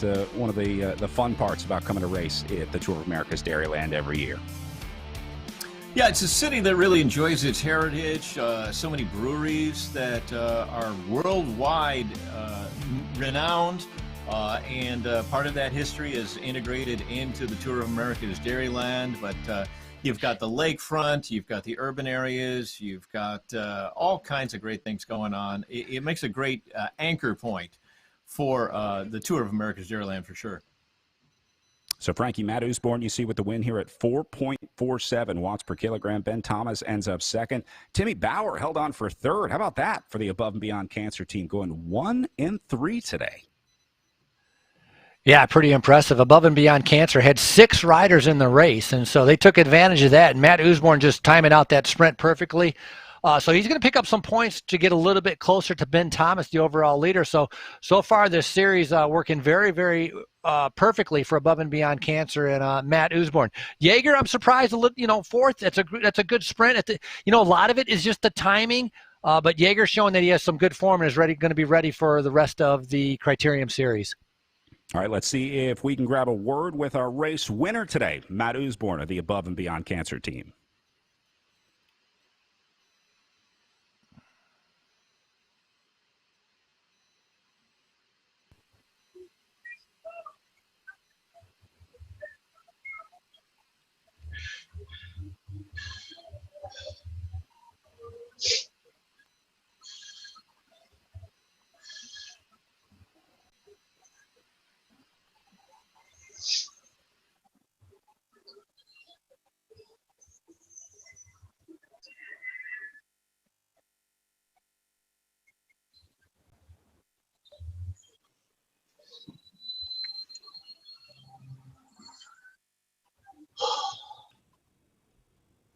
All right, we're going to try and get Matt back there. Let's take a look at these results again and our top 10. I got to feed the hamster here real quick on our end.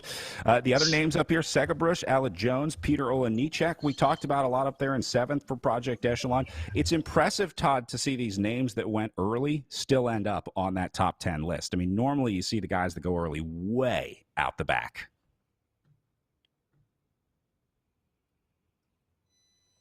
Surge with about a K.5. He ended up in the top 10. Olenichek, the top ranked finisher for the Project Echelon squad there.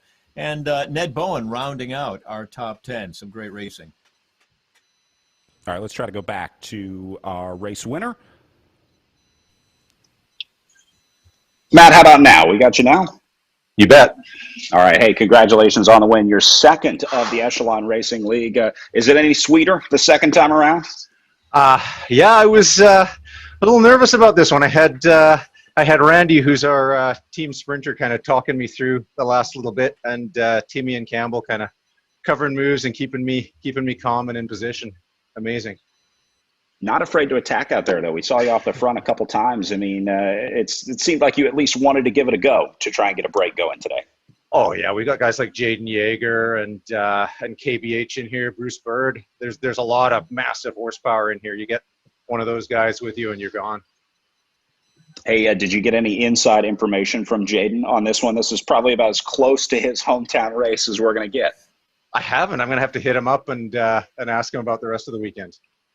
Well, he doesn't really see a lot of the racing usually. He's off the front, so he's got a different view of everyone else at the Tour of America's Dairyland. Matt, are you going to be with us for the remaining 3 days of racing here at Toad?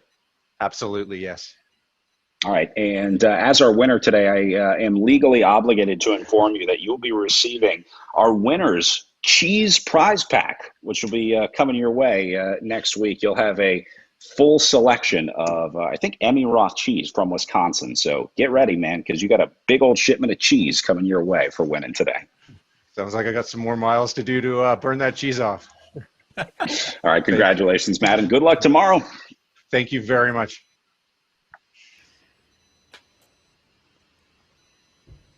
Todd, I don't think I have ever seen a rider get as excited about a podium prize as they do about the final wheel of cheese at the Tour of America's Dairyland.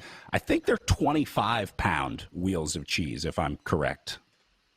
Yeah, we awarded Laura Van Gilder a 30-pound wheel of cheese. She loved it so much, she went and ordered more later that same year. So we have a lifetime cheese subscription for Laura Van Gilder based on her cheese wheel winnings at the Tour of America's Dairyland, presented by Quick Trip.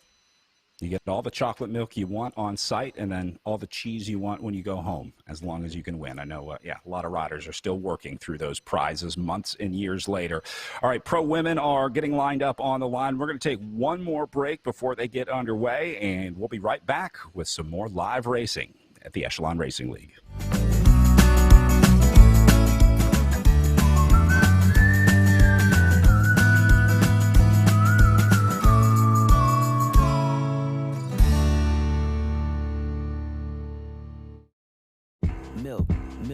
Milk, yeah. Guzzle milk, drink it all. Make a milk waterfall. Cookie milk, stack it tall. Milk with no rhythm at all. Make you run fast milk. Stay awake in class milk. Pour it by the glass milk. Is that a mustache milk? Boom, boom, boom, base milk. Smile in your face milk. Go for the goal before you know you going all the way milk. Milky high, milky hay. I hope you have a milky day. Live your best life milk. You out this world, Milky Way. Put you on the spot milk. Question, got milk? Show us what you got. Hashtag got milk.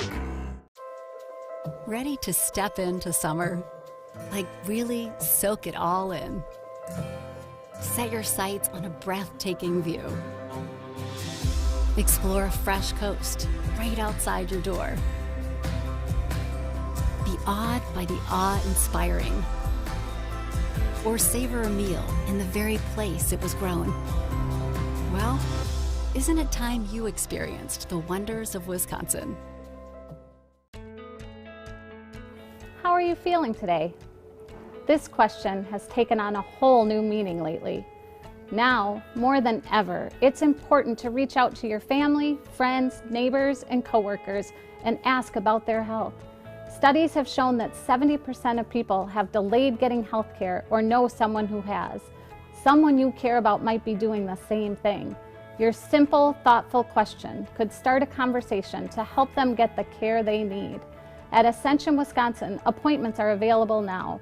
We have strict safety precautions in place for your safety and our care. ERs at our hospitals are open 24/7, and ask about virtual visits. As always, we are here for you when you need us. So, how are you feeling today? Make sure you get the care you need at getascensionwisconsincare.com.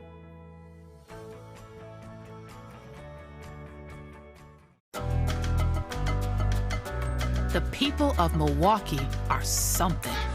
Making something new, something special, making change.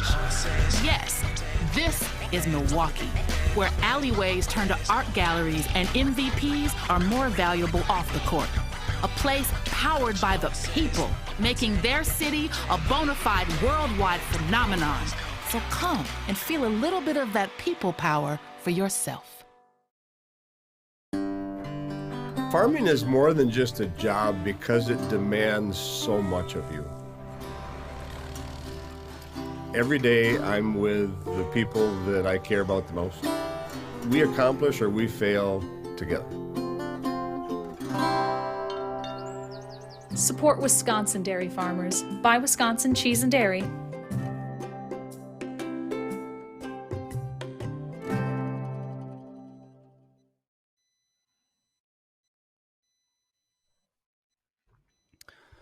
Welcome back. There they are, some of our pro women getting ready to get underway and rolling here in about 7 minutes from now for our pro women's race, our second race of the day on our first day of racing here at the virtual tour of America's Dairyland. Guys, if that pro men's race is anything like what this pro women's race is going to be like, it's going to be exciting because we have some really good long-range riders in this race and some really good sprinters. Just like in that men's field, Frankie, a solid mix of riders. So you're going to have your Jackie Godbees trying to go long range, but there are a lot of riders that want to try and out-sprint Jackie Godbee today. So I would say if there's a day or a race that a dominant rider like Jackie Godbee gets beat, it's going to be in a chaotic 4 days of criterium racing at the Tour of America's Dairyland. Yeah, I mean, Jackie Godbee is the one that has the target on her back, and she's proven it. I mean, she's won so many of these races. There's no Lauren Matson-Coe, who's a good sprinter. She's not in any of the series, has other priorities that she has to be able to take care of. So I think that opens things up a little bit. I mean, the power of Godbee is proven, but if somebody can be able to get away or be able to time the sprint a little bit better, I think they're going to have a good chance of trying to be able to come by her. Wait to see if Christy Tracy can come up to that top step of the podium, which she has not been able to do so far. But as you just mentioned, the men's race, you could see how fast it was. The women's race is going to be just as quick, and I got a feeling the field is actually going to diminish relatively quick because of all of the turns. It's going to, that whiplash effect and that stringing it out, I think women are going to get snapped right off the back, and the strongest are going to come to the front. Could see a group of 6 or 7. Well, Jackie Godbee has been pretty dominant over the last, let's say, 10 weeks of racing, as it brings her to pretty comfortable overall lead here on the overall at the Echelon Racing League with 418 points to Krista Doble-Hickok's 265. Christy Tracy sitting in third place with 224. Stephanie Sidlick in fourth for the Canyon Esports team with 202. And then Eleanor Wiseman of the Amy D Foundation sitting in fifth place with 197 points. But it's really just been the consistency of Jackie Godbee, not only showing up every week, but finding her way into the top 3 every week. Frankie, that's half the battle, is just being able to be there for all these virtual races. It's a pretty serious schedule to undertake the entire Echelon Racing League. So the riders that were able to carve that time out in there, by the way, very busy schedules for someone like Jackie Godbee, who is pursuing, I think, her dual PhD. She's getting a PhD in radiology right now in her final year right now. So about to be Dr. Godbee off the front of these races. Just to find that time to race is pretty impressive. So it's been pretty impressive to see the consistency, not only in the riders, but the teams coming out every week as well. Yeah, the riders definitely have to carve out the time to be able to rest, prepare, recover, and get ready for these races. And, you know, you look at that overall series, if you look at second place to fifth place, it's only a difference of 68 points. first place is gone with Jackie Godby, but those other spots are definitely up for grabs. And Velocity Vixen has done a fantastic job. 617 points, Team Infinite right behind. So this isn't like a done deal either for Velocity Vixen. So a lot on the line over these next 4 days for Tour of America's Dairyland, as these points are going to be up for grabs. You want to talk about the power of consistency. Take a look at fourth place in the team standings here. Triple X Racing, presented by Athletico, the Chicago-based squad with one rider racing in the Echelon Racing League, that being Jackie Godby. So Godby has single-handedly ridden her team into fourth place for the Triple X Racing Athletico squad. Frankie, can't talk enough about how impressive Jackie Godby is on and off the bike. But, like I said before, she's a long-range rider. She's a former triathlete, well, current triathlete, we can say, but not a great sprinter when it comes down to it. So if you've been looking for an opportunity to beat Jackie Godby, this is your opportunity this weekend. Yeah, 3-time Chicago triathlon champion.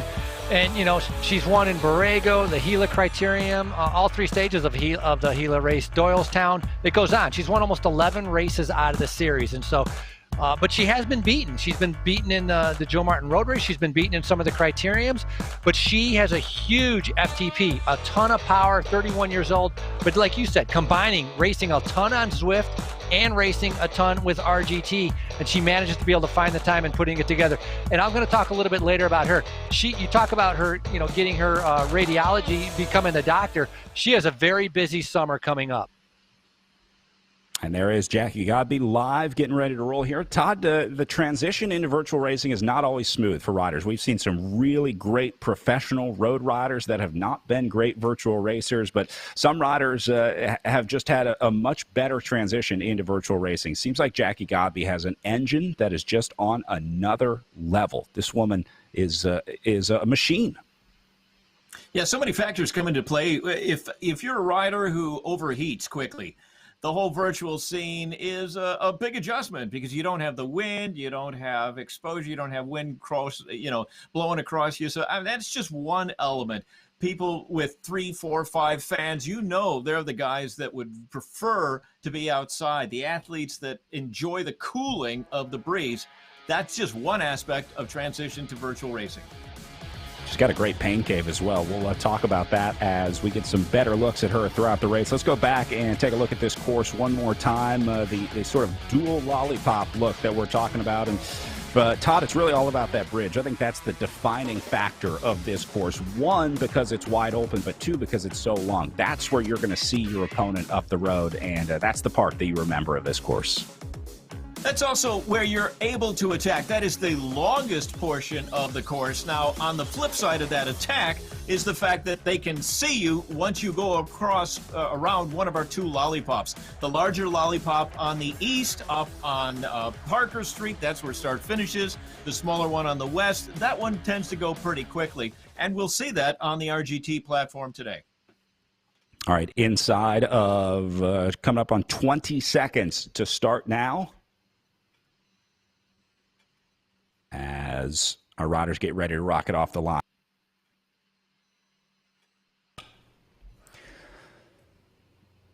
So here you go. See everyone powering up here, trying to maximize the power, because when that clock hits 0 and that flag drops, you want to be putting as much power as possible into the ride. And so that's why you see everyone getting out of the saddle here, because they want to accelerate off the line as quickly as they can. And here we go, underway in racing. Wow, red early. Yeah, very fast start like usual with Godby leading the way, but you can see them all out of the saddle, making sure that they don't get dropped. A little bit smaller field here, I think, starting with about 20 riders, and obviously, it's a weekday trying to, race at, almost, 20 to 6. So people trying to balance out work and then and the rest of their responsibilities. So a little bit smaller field than what we've normally had for some of the other Echelon Racing League series, but great to be able to see these riders out here. And it's the hit list. I mean, all the riders, the top riders are the top 7 riders in the overall series. They're all in the start list. So they're all battling for points right now. Christy Tracy, very good time trial, is going to be able to try to kind of keep things strung along. And that's exactly what Jackie Godby does. And Todd, you'll see this Jackie Godby, a phenomenal, it's incredible the amount of power she has. She will just sit on the front and just ride at 4.5 to 4.7 watts per kilogram all day long, and she just kind of sees who's able to be there, and she still has a sprint at the end. And that's kind of been her operation, her mode on how she's been able to win these races. Right, and she's that way, Frankie, from the get-go, and that's why I think we saw those red numbers, the watts per kilogram, up above 6, 7, 8 from the start, because you don't want to lose track of this train. Godby's going to go. Everybody knows she's going to go steady, and that's going to be an important wheel to hang on to. You may not be aware, if you're new to RGT, the draft dynamic is very good. You want to be tucked into a group because there's energy savings as a result. So Godby, I mean, there she is. She's already just kind of sitting on the front and powering. And if you're on the edge and you can't get to that wheel, you could be saying bye-bye to your race day pretty early on.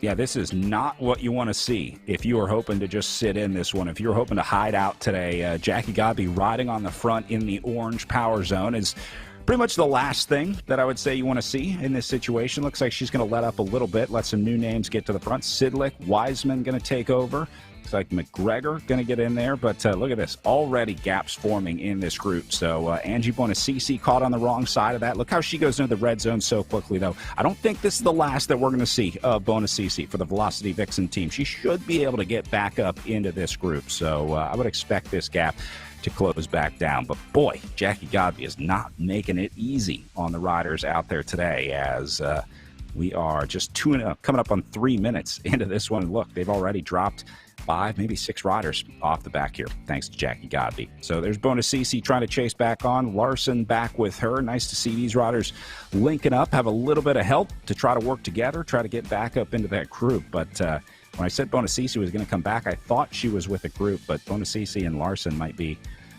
a tough road to try and chase back in here. So eventually, Frankie, the selection is going to be made, and there's going to be a little bit of a calm here. So if you can just make it to that point where the riders think that that's the split, that's the last split, then you can maybe get a little rest in here. But that might not come for another 10 or 15 minutes.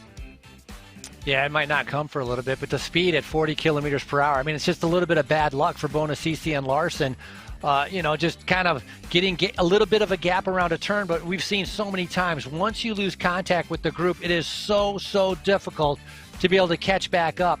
And I've experienced this myself when I've done some of the amateur races for the Echelon Racing League, where, you look away for a second or you miss time the corner, and all of a sudden I found myself 3 bike links off the back, and all of a sudden I was gone. I mean, I was sprinting and could not make up that ground. And so I think that's a little bit of the case of what's going to happen with Bonacisi and Larson. The focus really is so important to be able to stay on the wheel. And these riders in the front, repeatedly, race after race, they have figured it out. And Godby sets that tempo, just like you said, Todd. Everybody else gets on that wheel, try to save as much energy, but you got to be careful, because sometimes you're trying to put it into a smaller gear to save the legs, and you find yourself getting spit out the back, and that's the danger. Yeah, Sidlick doing a nice job of staying up front and keeping things in the mix. But if you look at the watts on our RGT metrics, you're seeing Godby just landing at that 3.6, 4.0 watts per kilogram, nice and steady. And this is what you see a lot of triathletes do, because, especially for the Ironman distance, over 100 miles of just putting it out there, but keeping in mind that they have to run a marathon afterwards. So there's this inherent conservancy to the energy. And Godby's going to put down big watts, but she's also going to be consistent with it. And those that are surging, that's going to be more detrimental as the race goes on. All right, well, I think this is our group that has just formed in front of our eyes, because Jackie Godby letting off the gas here a little bit into the green zone. So I would say if you're in this group,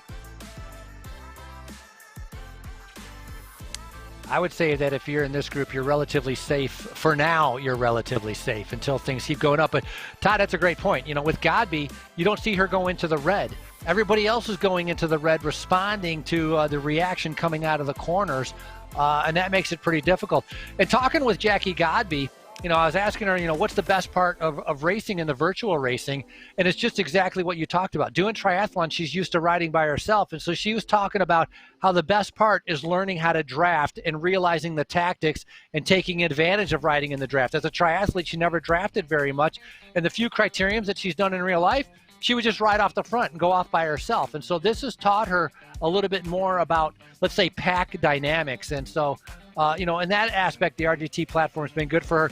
And, I talked about people being very analytical about their data and their numbers, as athletes are. She was very much so, talking about her personal best with her power, the hardest race with the Stelvio, and how many watts she did for how many minutes. Kind of went all over the place. But she's very much said that she's been enjoying the virtual racing. And, of course, if you're winning as much as she is, who wouldn't enjoy doing the virtual races? It's always more fun when you're winning, that's for sure. All right, let's go back to Janesville. This time we're going to hear from another one of our race directors, Bill Koch, who had a chance to catch up with some folks in Janesville.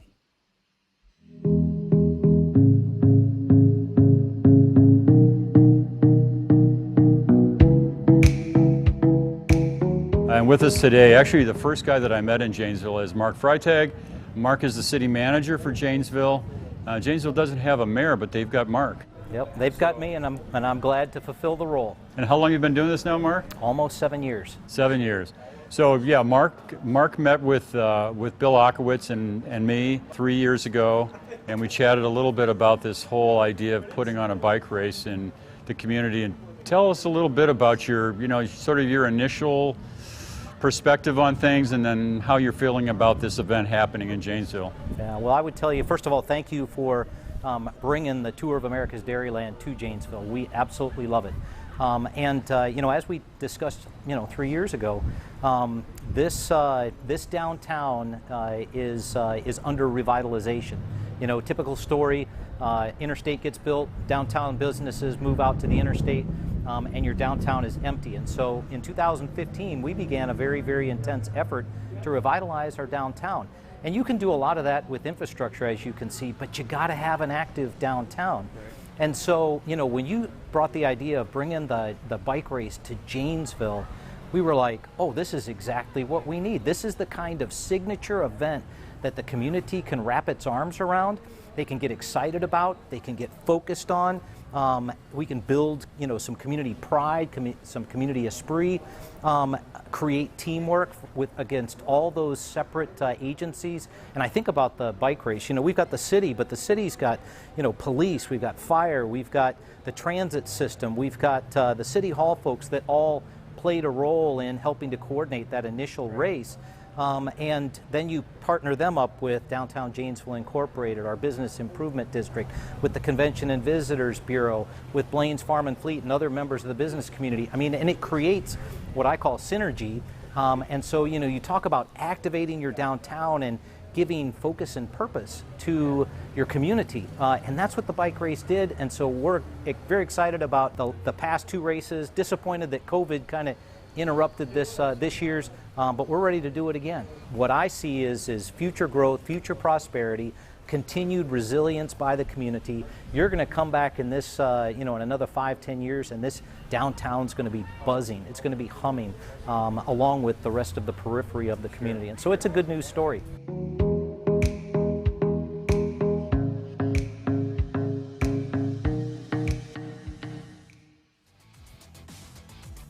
Main Street USA, that's what it's all about, Todd, and we saw it in 2019, the last time that we were there. Not only is it becoming a vibrant downtown, but a vibrant community as well. Seeing people get together downtown, it was like old friends that hadn't seen each other in a long time, but they were partying in Janesville, and that was one of the really cool things to see, not just the downtown growing, but the community growing as well. It's something that bike racing can do, kind of bring us together.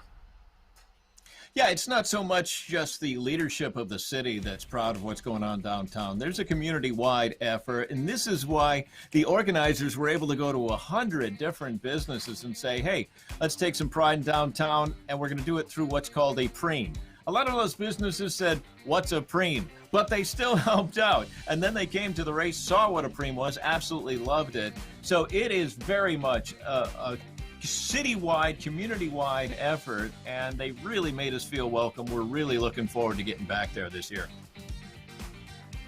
Always nice to have a city that supports the race, to not feel like we're imposing when we roll into town. We certainly get welcomed with open arms there in Janesville, so can't wait to get back. All right, to God be back on the front here. Everybody in the blue power zone, and meet the new boss, same as the old boss. This might as well be a replay of some past races here, Frankie, because we are seeing some very familiar names up at the front. Christopher Hickok, these are the chasers that got caught out. Now, these are maybe some new names. Bonacisi, Larson, these are riders that are kind of on the bubble, so getting caught out a little earlier than normal, I think, today. But Jackie Godby certainly didn't do anybody any favors when she started this one earlier today.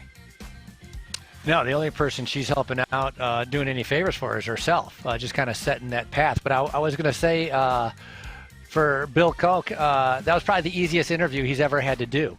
He asked one question, and then it was just the guy was just talking the entire time, which was great because he was informed and he spread the message that he needed to say. But I thought was interesting, did he mention that there is no mayor? Yeah, they have a city manager, right, Todd? Yeah. City manager, and it's a spread leadership. There is no one person who's running the show there. It's Mark does a great job. The city team does a great job. We met so many of them in the course of putting the race together. It's a team effort. No, I thought that was pretty interesting. So you see Stephanie Sidlick there in the upper right-hand corner, Christy Tracy in the bottom right-hand corner, Crystal Doble-Hickok, who's not going to be able to race with us tomorrow because her training camp, her Rally Pro Cycling training camp is getting ready to start, and she's going to have to go to that. And it's they're going to Moab, Utah, which I thought was kind of different for a training camp. And then that's Jackie Godby in the upper left-hand corner. But real quick, let me tell you my Stephanie Sidlick story. So I had a chance with the Gran Fondo National Series on RGT. They've had like 9 races over the course of however long. And if you did well, you qualified for the championship Gran Fondo. So I hopped into the championship Gran Fondo, which was just this last weekend.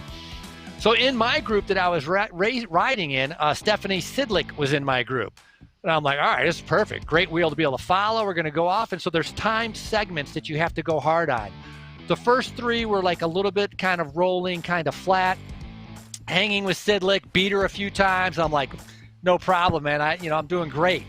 Then we get to the 10K hill, 6-mile climb at the end. Sidlick beat me by 1.5 minutes.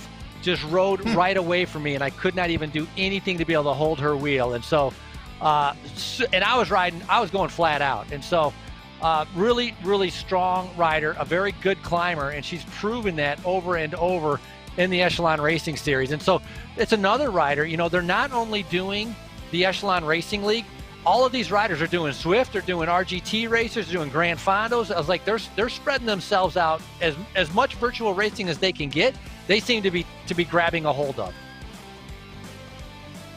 So as much as I enjoy a good virtual race, I know there's going to be a lot of riders looking forward to putting the virtual racing chapter behind them, at least during the prime riding season. There'll be a lot of folks excited to get out and compete in real life. But, Todd, I think there is a permanent place for virtual racing in a lot of these riders' training schedules going forward, especially those riders in Wisconsin and Chicago, places where it gets pretty cold in the winter. I got to think this is a game changer going forward. This is not something that is just going to completely go away when we get back to racing.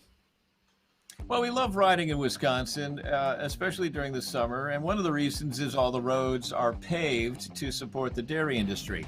But they also have something called winter, and that's when it's a little harder. Yes, the roads are plowed so the dairy trucks can get through, but the conditions can be somewhat challenging. And so indoor racing in the northern hemisphere, the northern portion of the U.S., that's always kind of been a potential. But of course, over the last 12 months, it's been pushed to a whole new level. There's a lot of understanding of opportunities that are made. And I mean, look at some of the things that are happening. We've got Canadians, we've got a German, we've got an Aussie, a Kiwi racing in this particular race on RGT. And, that kind of thing is a little bit more complicated to coordinate in real life. So, yeah, there's some real opportunities. You're talking about these people doing multiple series and the fitness that they're carrying. they're going to take that fitness into the springtime racing when they go out, heading off to the rally camp tomorrow. There's going to be a nice base that this winter racing has created for these athletes.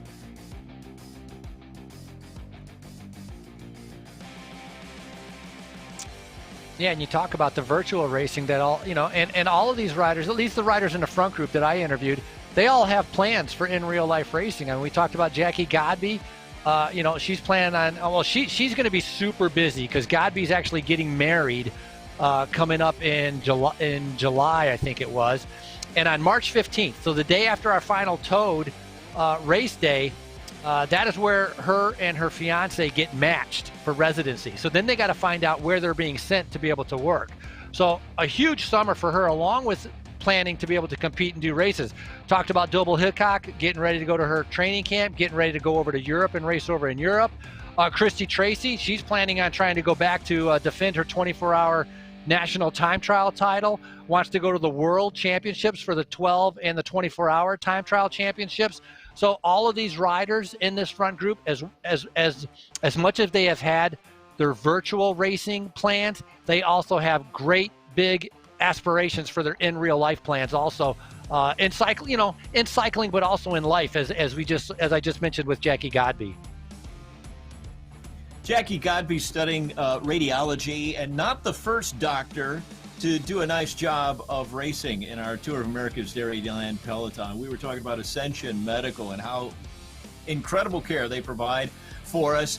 But part of the reason they're so good at it is because a lot of the staff ride, and in fact, one of the docs who has been a big part of the Tour of America's Dairyland over the years is a wonderful person named Andrea Sear, who actually won the Oarsman Capital Green jersey, which highlights the outstanding Cat 2 racing with the pros. She would race, she would get done racing, she'd towel off, and she'd head back over to the med tent to help out other riders. Busy, yes. Dedicated, yes. Very talented. This is the kind of people that we love seeing around the race course, and this is the kind of people we have at the Tour of America's Dairyland.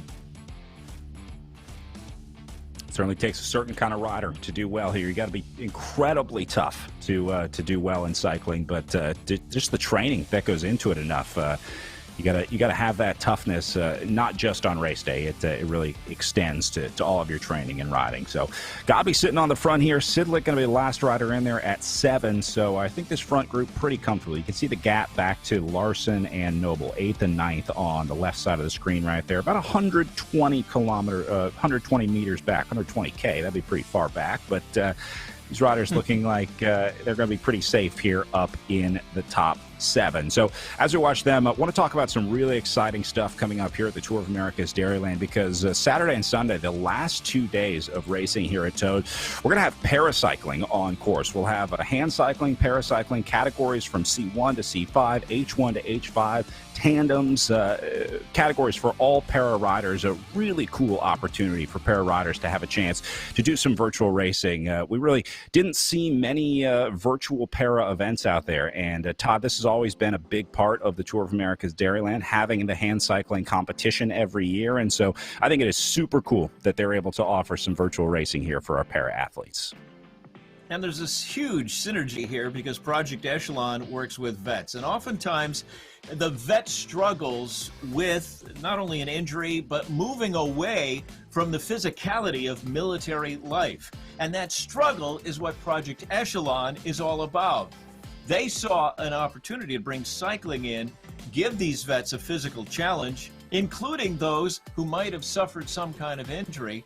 And so having a hand cycle and paracycling events associated with Tour of America's Dairyland has just been so rewarding for us to see. The community loves it. Our sponsors love it. Quick Trip is all excited about it. Ascension, very excited about it. So yeah, there's a really nice synergy with this. I want to bring race director Tom Schuler back in to talk a little bit more about this, because I think this is one of the defining factors of racing at the Tour of America's Dairyland, because they put so many cool parts into racing. But Tom, how did this all come about? I mean, why did you guys decide to make para racing a priority at the Tour of America's Dairyland? Yeah, thanks, Brad. We're super proud of being able to debut para racing. just like we debuted para racing in real life about 6 years ago at the Tour of America's Dairyland, and it's been incredibly popular with our fans and our communities, but also the racers. And we're getting our ridership numbers in real life have been going up every year. We have a phenomenal race director in John Hopp, and I honestly can't remember who suggested the idea, but I wouldn't doubt if it was John Hopp or possibly Eric Hill. So with the support of the Echelon Racing League, we're able to debut this. And I'm telling you, the para racers have turned out in huge numbers. They raced last weekend as sort of a warm-up race, and we were blown away by how many people showed up. Because, again, this is a new idea for a para racer around the world to do this kind of virtual racing. So, again, we're super pleased to be debuting this on Saturday and Sunday. I think we're going to have a lot of riders in the virtual race. We've also been seeing the participation grow in the real-life races, including, I think, the national championships, right, last year. I mean, you guys have not only grown the participation, but really grown the caliber of the para racing at Tour of America's Dairyland. Yeah, this year is an Olympic year, and that's an Olympic year in Tokyo for the para racers also. So this year, the Olympic trials come right after the Tour of America's Dairyland. But in the past few years, we've hosted the National Para Cycling Criterium Championship, and that was a big honor, and we got a lot of riders that came just for that event.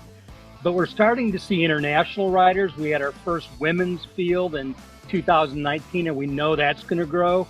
The Challenge Athletes Foundation, CAF, is really supporting our efforts. So, this thing just keeps growing, and the riders keep showing up, and it's really satisfying to see. Important stuff. Thank you so much, Tom, and keep up the great work over there. I love the program of having the opportunity to watch these riders race. We're going to have some pretty serious competition. I was looking at the start list a little bit earlier in the week.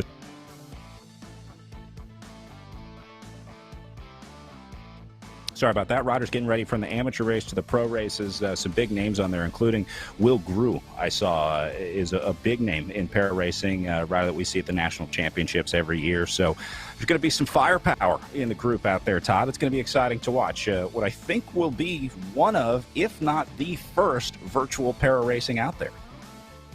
Yeah, we were talking to Will earlier in the year and talking about the possibility with John Hopp, and there really was excitement because this is something that is kind of a no-brainer when you think about it. When you or I go to a bike race, well, not you or I, but maybe not Frankie anymore either. When a bike racer goes to a bike race, you load the bike in the car, you load the shoes, and you go to the bike race.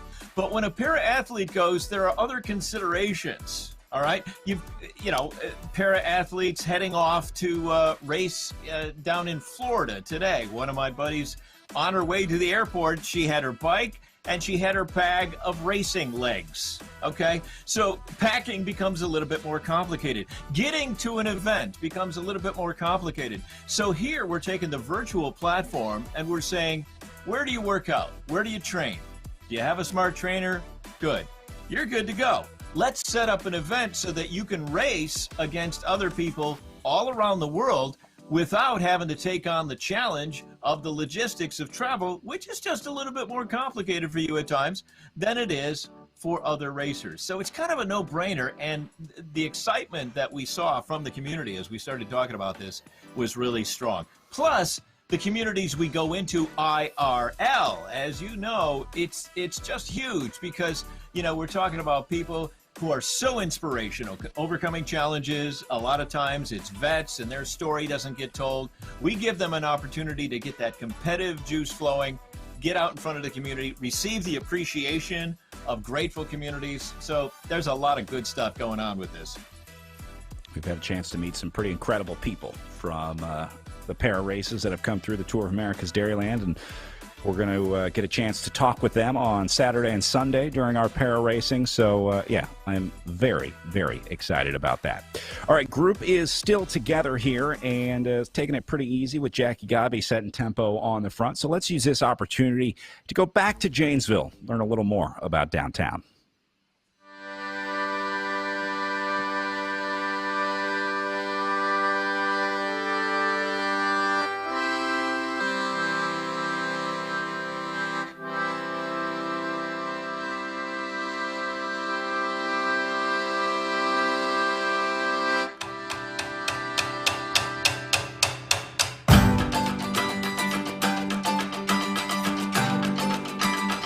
Art Infusion is an opportunity for artists from far and wide and from nearby to come and create these amazing chalk drawings on our sidewalks.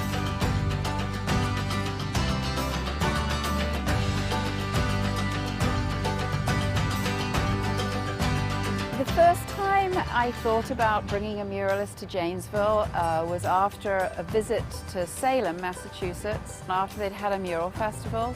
And they'd had probably 30 artists from all around the world and painted huge, massive murals in an attempt to really draw people to downtown where people would come and visit, where they could live safely and just bring in more tourists. At the time, there was already a movement to doing the same sort of thing in Janesville as was happening in Salem. And I'd wanted to contribute in some way, and I was very much inspired by the beauty of these murals to try and bring something like that to Janesville.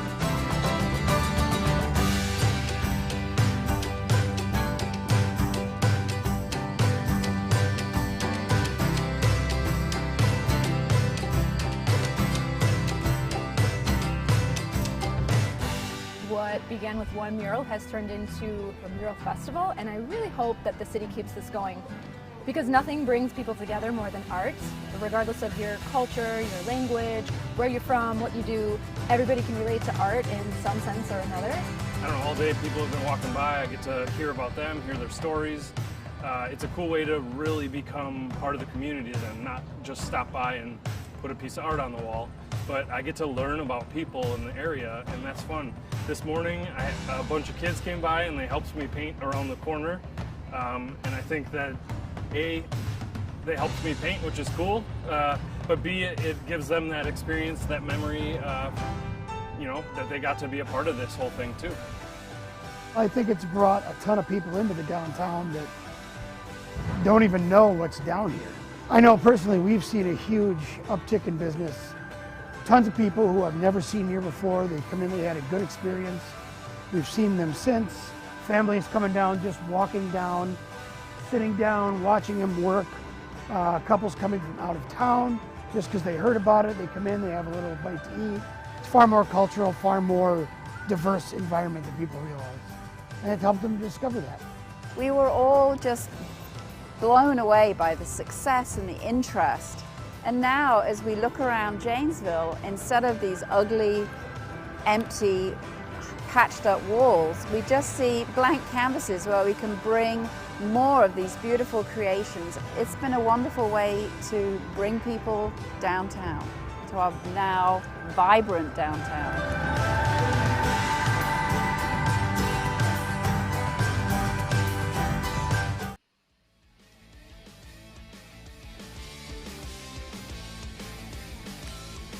Got a chance to see some of those last year, Todd, but super excited to see the new murals out this year. Just another great example of the renaissance and pride of downtown Janesville.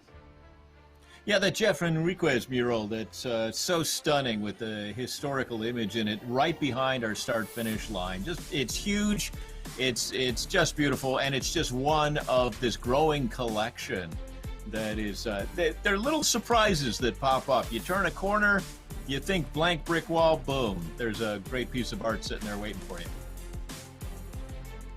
Well, as we were in that piece, we did see one rider getting dropped out of the group. Bronwyn McGregor has become a victim to the pace being set up front for the Velocity Vixen team. It was 7 down to 6 now as McGregor comes unglued at, let's see, right around...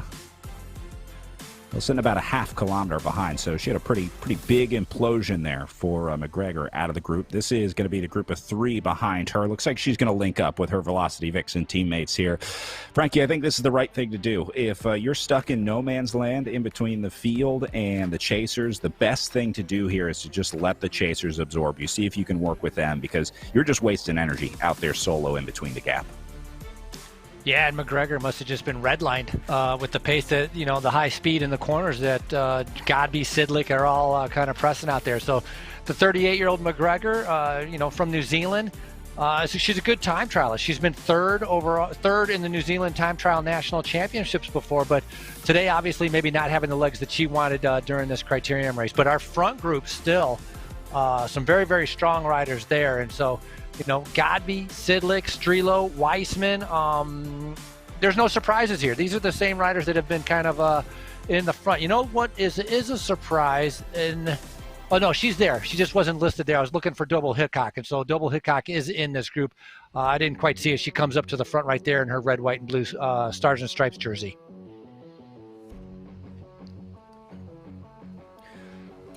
So now we look to see if these 6 will make it to the line together, coming up on, just over 30 minutes in.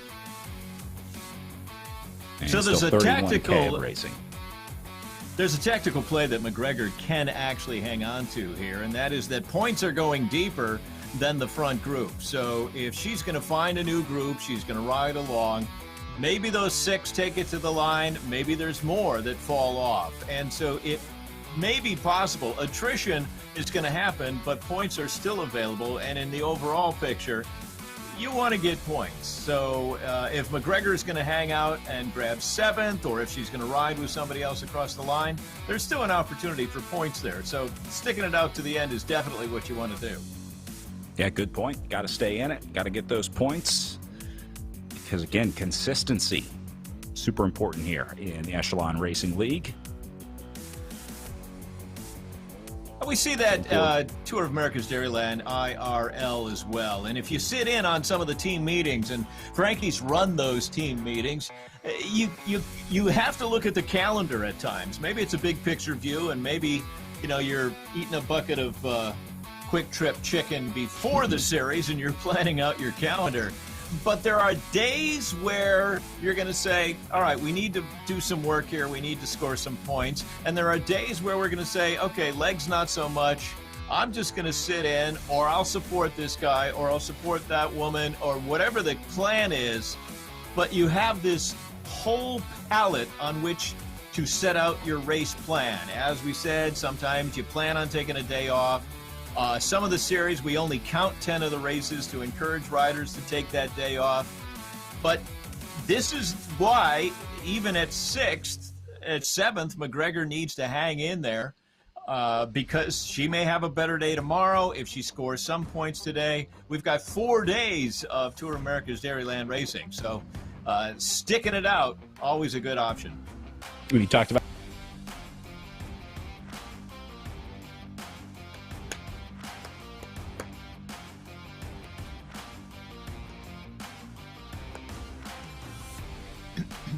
Brad's going to go feed his hamster. Yeah, sometimes we see riders that get to the finish line or get to the start line on the last day, and it's like the handlebar tape is just barely holding on. There's like a rip in the jersey. They're covered in Tegaderm. It's like, just take a day off. But they want that consistency. They want the points because they know how important it is. So part of the battle, I guess, of Tour of America's Dairyland. Yeah, and we're seeing that on the Echelon Racing League as well. Showing up has its rewards. If you're last 4, 5, 6 days in a row, then maybe come up with a new plan. But if you're in the points, you're in the points, you're in the points, everything adds up. So, maybe you're not the nuclear-powered sprinter who's going to out-sprint everybody else, but you can get into the top 10, and with consistency, that's going to turn into results. Yeah, and one thing with the series is, our longest that we've had has been a 3-day event.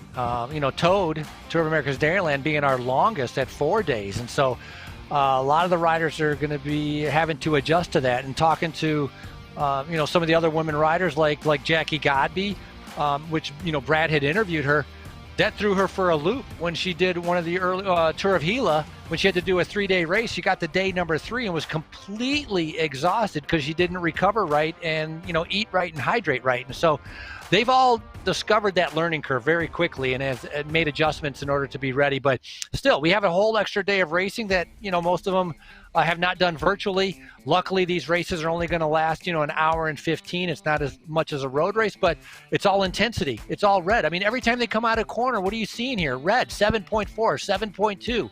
Going up to like 400, 500 watts. It's like this is a lot of anaerobic activity, a lot of powerful punching coming out of those corners, trying to keep up with each other, and that'll wear you down. Yeah, Frankie, it's looking to me like the 6 don't want to be 6 at the line. It's looking like there's some efforts in there to try and see if we can offload a few more of the riders on this, as they did with McGregor. Are you seeing the same thing? It looks like some of those punches are designed to break this group up a little bit more. It seems like some of those punches, because they're not coming from the back in order to keep with the group and then all of a sudden finding yourself off the front. I agree with you, Todd. I think some of the punches coming out of the corners are actually coming from the front, where you really don't need to accelerate. You're only accelerating, I think, to test some of the other riders. And so Christy Tracy, I know, she does not want this to come down to a sprint. Jackie Godby, I don't think would have much of a problem. Crystal Doble Hickok, surprisingly, as good as a climber she is, as lightweight as she is, really has put in some pretty good sprints. And so I think she can be a little bit more comfortable with that, as we see Weissman and Tracy right now just establishing a little bit of a gap as Godby comes up to the front. The steady Eddie Godby just continues to chase everything down. Yeah, I was anticipating Godby hitting the red there a little bit to kind of close that, but instead she's going to hold steady. Looks like she's going to let Strenlow do the closing. Here comes a big move from Doble Hickok. This 2 off the front, I don't know. Is it going to turn in anything? No, it looks like the 4 are going to go close that back up. As much as Christy Tracy would like to get away here, I think Tracy would love to find someone to try to take Jackie Godby out here, but easier said than done out there. But not for a lack of effort. I'm impressed to see the aggressive riding up here on the front. A lot of times this would just come down to a group. They would sit in and then they would sprint, but this group of ladies is not messing around today. I mean, Godby, Tracy, Doble Hickok, Sidlick, anytime there's a little bit of a rest, a little bit of a lull in the power, they're right back to the front to take it back into the reds. So this is some serious racing here at the Tour of America's Dairyland today. And I have a feeling that's going to continue through this week. Yeah, Christy Tracy, she needs a partner. She needs a partner in crime. She needs a getaway driver to be able to help her kind of establish that gap. I mean, we talked about her with her time trialing ability. The bulk of her training that she's been doing is she does it after work, after a full day of work. And 2 times a week, she'll do double days. Well, she'll do something in the morning and then ride again in the afternoon. Whereas when I was talking with Godby still, because she's a triathlete, she's still running, lifting weights, and riding. And so a lot of these riders balancing kind of their, obviously balancing their fitness and training schedule along with their work schedule. But Christy Tracy, again, with a very good time trialist, but she needs a getaway driver to be able to help her to be able to break apart this group and have a chance of going away not solo, because I think it's too far to go by yourself.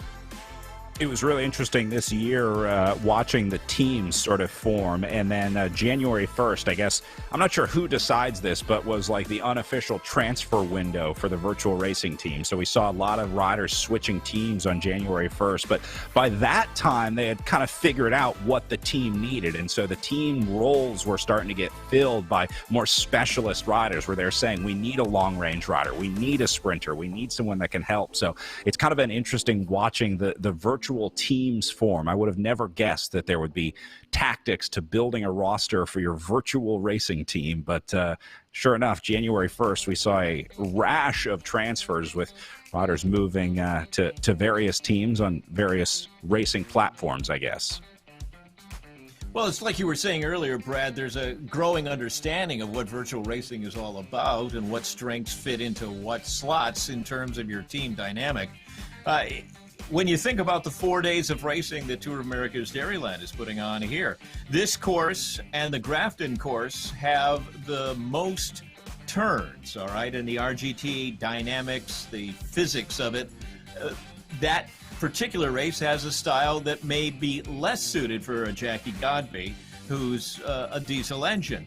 When we get to Shorewood, which is basically a nice long, our longest race venue in the crits sense, 4 corners with a little bit of a wiggle, that's going to suit her well. So she's going to have an advantage at a course like this. Then we're also going to be doing Downer Avenue, which has some nice long straights, a little bit of elevation change, nothing really to speak of, but it's just a classic in so many senses. And that one, you kind of want to just race because of the history of the event, frankly.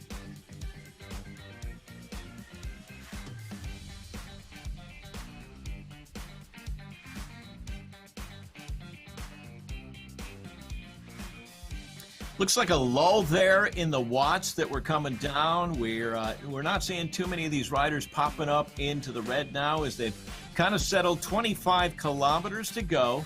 This group is well defined. There's been some testing, a couple people taking a look, but I think everybody's just going to kind of sit and wait and then start tossing the hand grenades once we get inside maybe 5K to go. Does that sound about right, Frankie? I would agree with you, because I think these are all individuals in that front group. And so if you're going to attack, you're kind of going to get away. Look at this Velocity Vixen team time trial. Love seeing that. McGregor, Larson, Noble, and Buonasisi, all of them riding together. So it's kind of cool to be able to see them having a chance to ride with each other. It's better than riding by yourself, and so they can kind of keep the speed up a little bit. And Todd, you mentioned it, points are up for grabs, right? I mean, they can still get some valuable points, and so they're going to keep plugging away. Maybe they're not going as fast as these front riders, but it's going to be a good effort by them to be able to finish this race. Now, Frankie, you've jumped into some of the amateur races on RGT. Were you able to feel the draft effect that's programmed into this? You definitely can feel the draft effect, and you definitely, if you go back and you watch, the riders are laser focused on watching that screen, because you get shuffled around and then you're pedaling, and all of a sudden you find yourself drifting, and you really have to, it's critical you pay attention to your power in order to stay with the group. As long as you're with the group, you definitely feel the draft, and you can adjust, you can ride a little bit easier. And a few times I made the mistake of going into an easier gear to try to spin like you would do in real life. And I found myself all of a sudden going backwards too quickly, and I found myself like 2 bike lengths off the back, and all of a sudden I was dropped. So the RGT races that I did, I actually got dropped, and they were criteriums. They weren't even, hilly races. And so the speed is high. And so that's the difficult part, is that coasting into the corners, figuring out when you can start coasting, when you have to start pedaling out of the corner so that you're putting in the power, not too late and not too early so that you surge off the front and you stay in. There's a lot involved. And these riders here in the front group have done enough of the races where they have it figured out. I, as an amateur, definitely have not got it figured out. So we're going by the Velocity Vixen team time trial. And what's going on there is we actually have 3 riders that are helping McGregor, who is going to lock up 7th place because she is 1 lap ahead of the Larson, Buonasisi, Noble trio. So, yeah, they got a team riding together. They're taking advantage of that draft, but they're also going to get McGregor to the 7th step. All things equal at this point with 23K to go, 7th place in today's event. Saw Stephanie Sidlick taking a little look off the front. Looks like she's come back into the group. So they'll find a little bit of recovery there. I think Sidlick was just trying to make her way back up to the front, just trying to fight for position, making sure she doesn't get caught off guard at the back. Kind of like where she is right now. Jackie Godby saw it coming and then back into the red to try to put those riders at the back under a little bit of pressure. All right, guys, it is time for our second dairy quiz of the day. So, Frankie, get your thinking cap on as we go for round 2. You got a chance to redeem yourself here in our second quiz of the day. So, get your books out. Get your thinking cap out. Let's see. In 1885, what pivotal historic event happened in Colby, Wisconsin? Was it the Cheese Treaty of 1885, the invention of ice cream, the first cheese curds ever created, or the first Colby cheese? Cheese curds. The first cheese curds were not invented in 1885 in Colby, Wisconsin. In 1885, it was the first Colby cheese was created up in Colby, Wisconsin. Todd, you knew that. I can't believe Frankie missed this one. What an amateur. Should have phoned a friend, Frankie. Should have phoned a friend. I got a long ways to go, that's for sure. Yeah. Yeah, I don't know.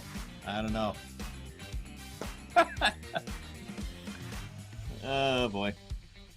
So now I'm curious with Colby cheese. I wonder what the difference is. I mean, 1885 seems like a long time ago. Obviously, they're trying to make cheese, and what they did differently to be able to make it Colby cheese instead of, let's say, regular cheese.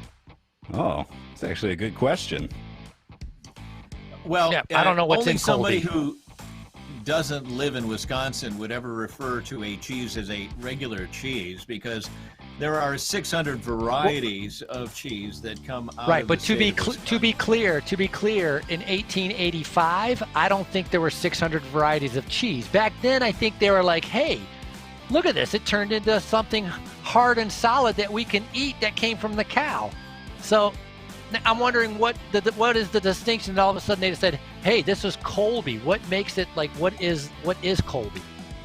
Well, let me tell you what my Colby is, because in the 7 seconds that you asked that question, I was able to pull up the Wikipedia page for Colby cheese, and I can tell you that Colby is similar to cheddar cheese, but it doesn't undergo the cheddaring process. So it's considered a semi-hard cheese. It's softer, moister, and milder than cheddar because it's produced through a washed curd process. So instead of cheddaring the cheese like normal, they just wash the curds. So there you go. That's the big difference. Does it say when it was invented? 1885. All right, I was just double checking. We're Monterey going to Jack get you to cheese, by spend the more way. time in the state of Wisconsin, Frankie. Yeah, you're really missing out. Monterey Jack is produced almost identically to Colby cheese. So if you like Monterey Jack, you might like Colby. But Colby is seasoned with something called annatto, which imparts a sweet, nutty flavor and the classic orange color. So that's really one of the only differences between Colby and Monterey Jack is the annatto. Again, you knew that, Todd. I'm just telling Frankie, so. Yeah, we'll bring Frankie along easy. He's obviously he's a cat A dumb five when it comes to cheese. Yeah, a dumb Detroiter over here. So it's going to take a little bit longer for me.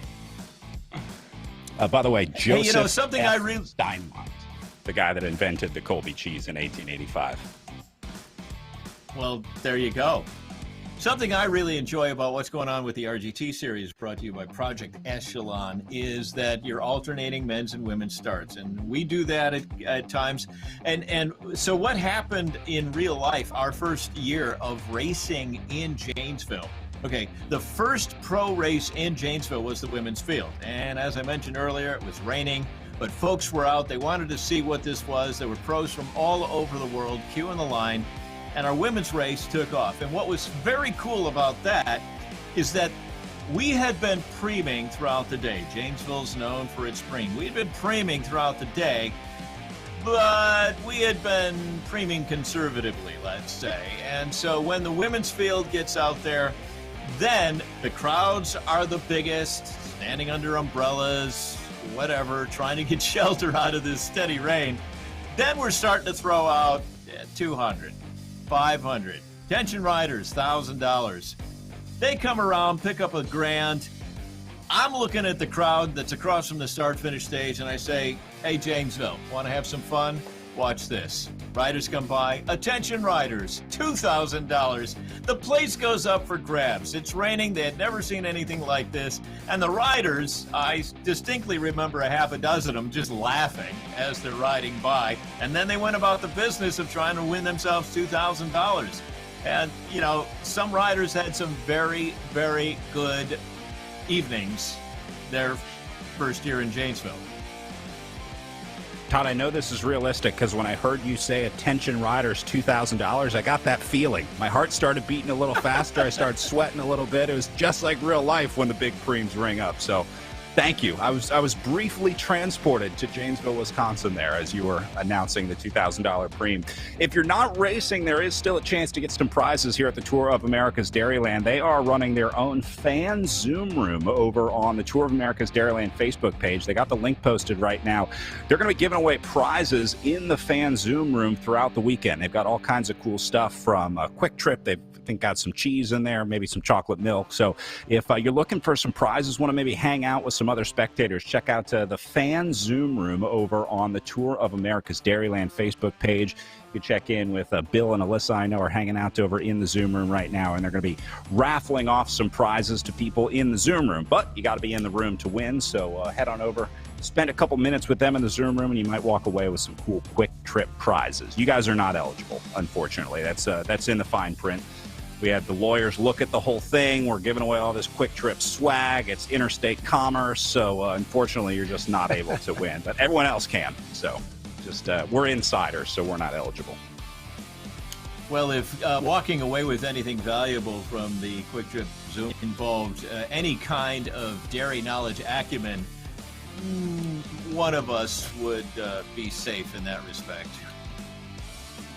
When the dairy apocalypse comes, I know who I'm hiding behind, and it ain't Frankie Andrei, that's for sure. When the cows finally revolt. When the cows come home. That's right. I'm heading to Todd's house, that's for sure. There you go. There you go. All right, checking back in on the front, Godby and Tracy into the red. This group of four doing a nice job with McGregor, Noble, Boinasisi, and Larson, the Velocity Vixen quad, who have been staying together, which is surprisingly hard to do, Frankie. Riding in a group on RGT is a lot harder than riding in a group on real life. It's tough to stay in those wheels.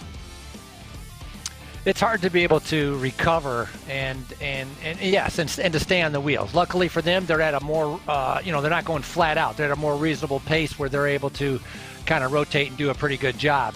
So, fantastic ride by them. The four Velocity Vixen riders sticking together.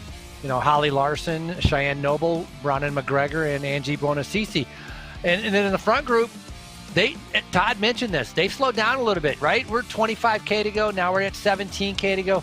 They're just, 2.8 watts per kilogram, 270. This isn't that difficult for them right now. They're just spinning the legs, waiting for some time to go past, waiting for some of the kilometers to go past, and then starting in their head, either talking with the directors or figuring out what they want to do, figuring out a strategy maybe for those last, 5 laps that'll be coming up. All right, let's go back to Janesville and learn a little bit more about this course from Todd's travels on the road. We're on course here at the Janesville Town Square Grand Prix, presented by Blaine's Farm and Fleet. Behind me is Court Street. It's a nice little downhill. You work your way across the start-finish line, you take the right-hand turn off of Parker, and you get a nice little ride down towards our bi-directional bridge. Catch your breath, stretch the legs, get a good look at the field. Fair to say riders look forward to it. And speaking of looking forward to stuff, community's looking forward to this race happening IRL. While I'm standing here, a woman drives up and says, "Hey, what are you shooting for?" And I said, "We're getting ready for the Grand Prix in June." She says, "Oh, that's fantastic. We are so excited about getting that event back up and running." So are we, ma'am. So are we. From on course at the Janesville Town Square Grand Prix, presented by Blaine's Farm and Fleet. Back to you. Lady, you have no idea how excited we are to get back to racing. If you thought you were excited, I got something to tell you. You can really see the elevation gain on that shot, Todd. You can see, I didn't really think of this as a hilly course, but you can really see Court Street has some ups and downs to it there. Yeah, and the parallel to that just to the north, First Street, which you're coming up, just looking at the map, it really doesn't show up. But when you walk it and you got this nice little kicker and it's a false flat, once you turn onto Parker, you're still climbing a little bit. And then you also have a little bit of an incline. Ride it at a leisurely pace. It's not going to take too much out of you. But do it right at FTP time and again and again and again. It could be wearing you down. The hill gets bigger and bigger every lap. It's no Schlitz Park, another one of the classic courses at the Tour of America's Dairyland, but it's a pretty serious climb on your 20th, 30th time around.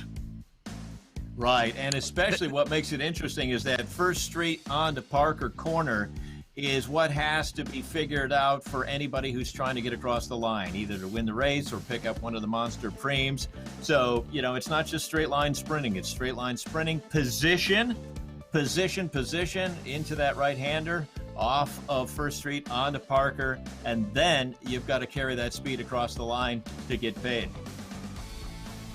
And that's part of, I think, what makes the RGT platform so incredible is that you're able to import those course profiles, which has the gradients for, exactly of what the Janesville criterium is going to be. Tomorrow, exactly what the Giro de Grafton criterium is going to be. There's no other platform that does that. And so that makes it very unique and also a great training tool. If you happen to have something like a national championships and you happen to have the right file, you load it in, you can pre-train or train for whatever you got coming up. And that's kind of pretty unique to RGT, and that's been fun. I was going to ask you though, Todd, you mentioned Blaine's, what was it, Farm and Fleet? Farm and Fleet. Is that a store, or what is Blaine's? Yeah, so Blaine's Farm and Fleet is an institution in Janesville for many, many years. So, it's a very rural area. So you do need the farming equipment, and you do need the fleet equipment, and it is a huge store. Kind of think Home Depot rural.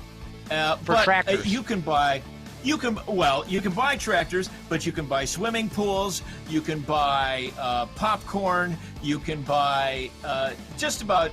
It's amazing how much stuff you can buy. Ducks at Blaine's Farm and Fleet, live ducks. You can, I'm not sure why you'd want to. Based on your dairy knowledge, I think I would recommend you not.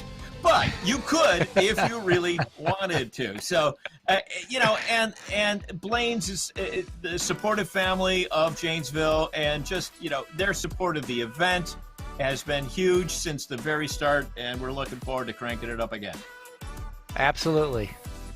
Frankie, we'll be sure to get you into a Blaine's Farm and Fleet when you come back for Tour of America's Dairyland this year. We're adding it to the list right now. I cannot wait to see Frankie's first time. I agree. It is. Absolutely. Totally, 100%. Yeah. We need to shoot video of Frankie's first trip to a farm and fleet. I look forward to it. Check it out. Yeah, get you your own chicken, and you'll be good to go. It's going to be a lot of fun. Yep. All right, we are inside of 10 laps to go here at about 14 kilometers to go. So let's take one last quick break here, and when we come back, these riders down to single digits on laps to go. How are you feeling today? Studies have shown that 70% of people have delayed getting health care or know someone who has. It's important to ask family, friends, and those you care about, how are you feeling today? Remind them to get the care they need. At Ascension, Wisconsin, appointments are available, ERs are open 24/7, and we have strict precautions in place to keep you safe. Get the care you need at getascensionwisconsincare.com.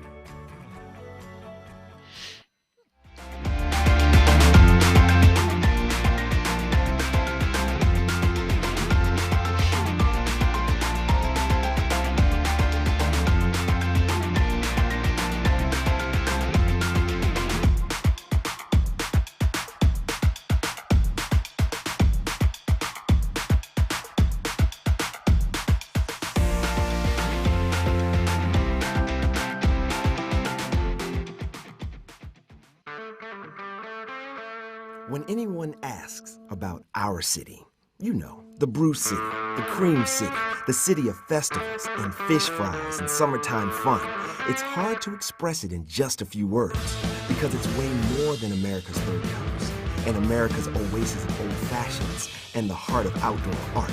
It's also a culinary convergence where Cheese Curd County, the frozen custard capital of the world, and the coffee acropolis all come together. It's where worst is first, unless it's chorizo, Polish, hot dog, or Italian. Heck, it's even the birthplace of the cheesehead.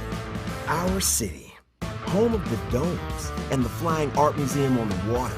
It's the headquarters of Harley and the tavern that rolls and floats, where fruits fly and bands rise. Tavern Town? That's us. The Supper Club Sanctuary? Guilty. The last bastion of bar dice?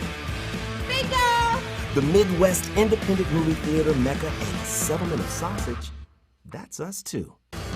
We're a city sought out by adventure seekers, a cycling citadel, a freshwater surfing sanctuary, the kingdom of urban kayaking, where even heights are captivating. It's the city built by blues, the beer garden boomtown, the Bloody Mary metropolis of America, the province of polka, the spice sanctuary of the, well, you get it. Simply put, it's a great place on a great lake. It's Milwaukee, and yes, it's totally random and totally wonderful. So stop by and let us show you around.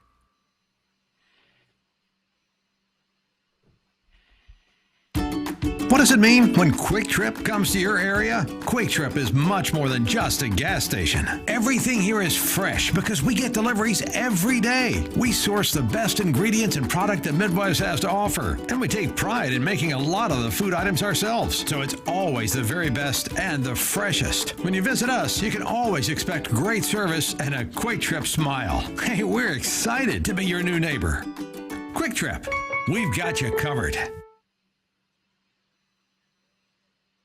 8 laps of racing to go for these riders up at the front. Todd, I think they left out the best part of Milwaukee in that Milwaukee tourism commercial. It's the recombobulation area at General Mitchell. That is indeed famous. So many people enjoy that.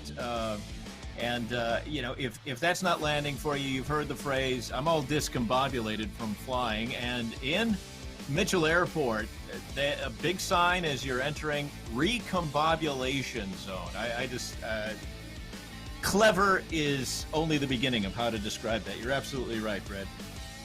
They know how to have fun up there in Wisconsin, that's for sure. Can't wait to get back, and this is getting me even more hyped up to get back to some racing in 2021 here. These chasers still doing a great job. Can't talk enough about this Velocity Vixen team. What a great squad, what a great program. Great group of riders, and frankly, it seems like they're really in it for the right reasons here. I mean, this is a group of riders that are not only developing a team, but developing friendships, finding people to ride with, and it's about having a good time on the bike. This is not, I'm not going to say this is the most competitive team out there in racing at the Echelon Racing League, but certainly a team that's probably having more fun than anyone else out there. And they come from all over, you know, Pennsylvania, California, New Zealand. And so it's a combination of different riders that they have that love. You know, they have that love for cycling, and obviously doing the virtual racing keeps them active during the winter time. I mean, if you're living in Pennsylvania, it's cold. You know, there's snow on the ground. Fine. You know, we're now heading into spring where things are starting to warm up, but, you know, leading into December and January, you really didn't have much choice. If you didn't want to ride in 30-degree weather, the virtual racing really fit right in. And so they brought together the Velocity Vixens, really brought together a great core group of women that love cycling and were able to ride with each other, help each other, and support each other throughout this virtual series. I feel like the cycling club, as I say, the cycling club has kind of had a rough few years lately. It used to be so important, the club that you were in, Todd. I mean, you knew everybody in your riding club. I know for you it was ABD, Athletes by Design. You get this big group of riders together, but maybe just a mix of competition. There's more and more teams out there, more and more opportunities to ride. We just don't see as many of those big clubs and big communities forming, but we're starting to see it in virtual racing. I know Canyon Esports has been doing it with their amateur racing team. They've got tons of people racing around the world for them. And I think Velocity Vixen is kind of the same way. They have a really good just team. It's nice to see cycling teams getting back to it. Yeah, well, anybody who's spent any time on a squad knows that coordinating club events takes work. And you're absolutely right. Over the last 4 or 5 years, we've seen rotation. I mean, the clubs that are thriving, the clubs that are most active, are so because someone is putting in the time. And we're absolutely seeing that developing in the virtual world. You have people that are taking advantage of technology, using communication streams and saying, let's do a virtual group ride. And then you discover that team tactics are starting to come to play in these virtual platforms. We're seeing it right now on RGT. And that gives you even more reason to develop these associations. But there's always somebody who's putting those communications together, putting together the group rides, the training rides, signing people up for races. So there's always somebody behind the scenes that are making those clubs work. Yeah, great point. Behind every team is an overworked and underpaid volunteer. pulling the strings behind the scenes. You can help them out by heading to the We Are Nations web shop and picking up hats, T-shirts, hoodies, all kinds of cool stuff over there at We Are Nations for all of our teams racing here in the Echelon Racing League. That'll make things a little bit easier when it's time for the postseason celebration, the gala at the end of the year. They maybe have a little bit more cash to get some better beverages maybe for the riders. So, again, web shop open at wearenations.com, part of the Echelon Racing League. Yeah, hats off to anybody who has ever done a team cycling clothing order. I feel like that's just like a next level step in your progression as a cyclist. If you've ever had to deal with getting all the orders together and collecting the money. I know a lot of brands are getting a lot better at that now. A lot of the clothing manufacturers are sort of streamlining that process. But Todd, it used to be like you have to collect a check from this guy. Yeah, it was complicated. It was a lot of work, but it was definitely worth it. I mean, Jackie Godby rides for Triple X, and anywhere around Chicago, especially on the lakefront on Saturdays, you're going to see Triple X riders. You know it because they're all kitted out. And, the next thing, too, is that if you got 20 people, or in the case of Triple X, sometimes 60, 80 people putting together an order, you got leverage, you get the good stuff, and a ride is always better when you got good gear out there. So the clubs allow that to happen. You get the momentum, plus you get a sense of belonging. So even if the club isn't terribly active, fortunately ours is, Triple X certainly is, putting on races, putting on events, having trips to great places to ride in the month of March, etc., so forth. You still have that kit. And I think Velocity Vixen, as you've been saying, has done a great job of developing this virtual team. They have a great kit that was designed quite a while ago. They were one of the leaders in terms of putting together a really cool virtual kit. And seeing more teams upload those kits to these virtual platforms as well. I know it takes some work to get them into the games, but Echelon Racing League has been working with all the teams here to make sure that those kits are available to anyone that wants to ride. So if you join the team, you can always get your virtual kit in there. If there are any virtual racers out there listening, thinking about getting into real-life racing, if you're thinking the weather's warming up and you want to try out this real-life bike racing, I think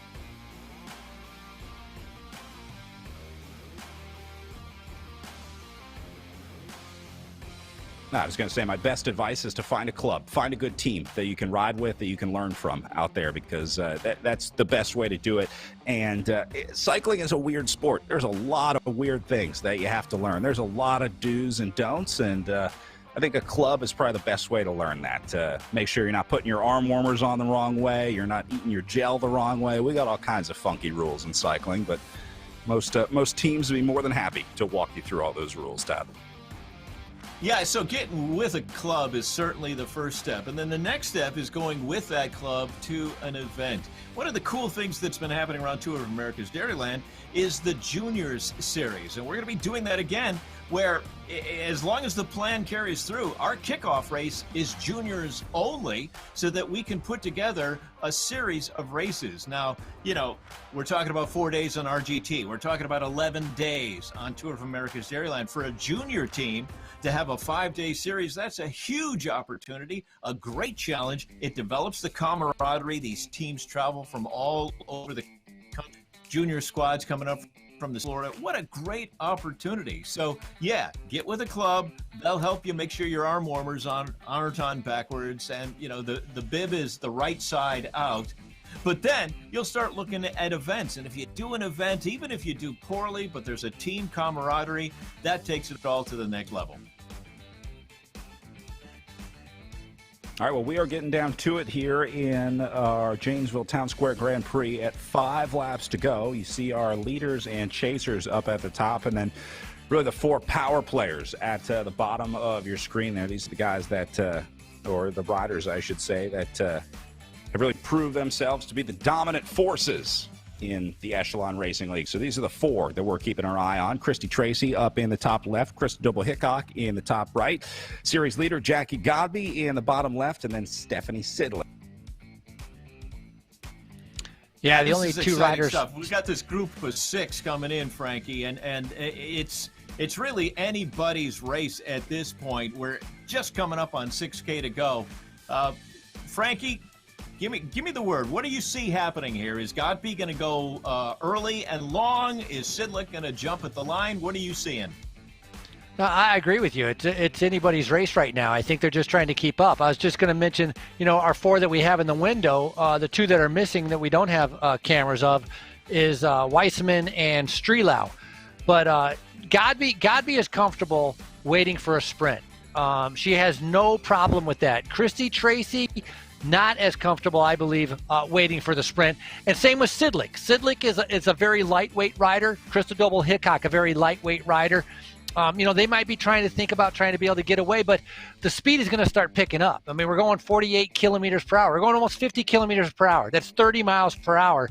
How do you get away when you're going that fast? Plus, gradual uphill and downhills, putting out power.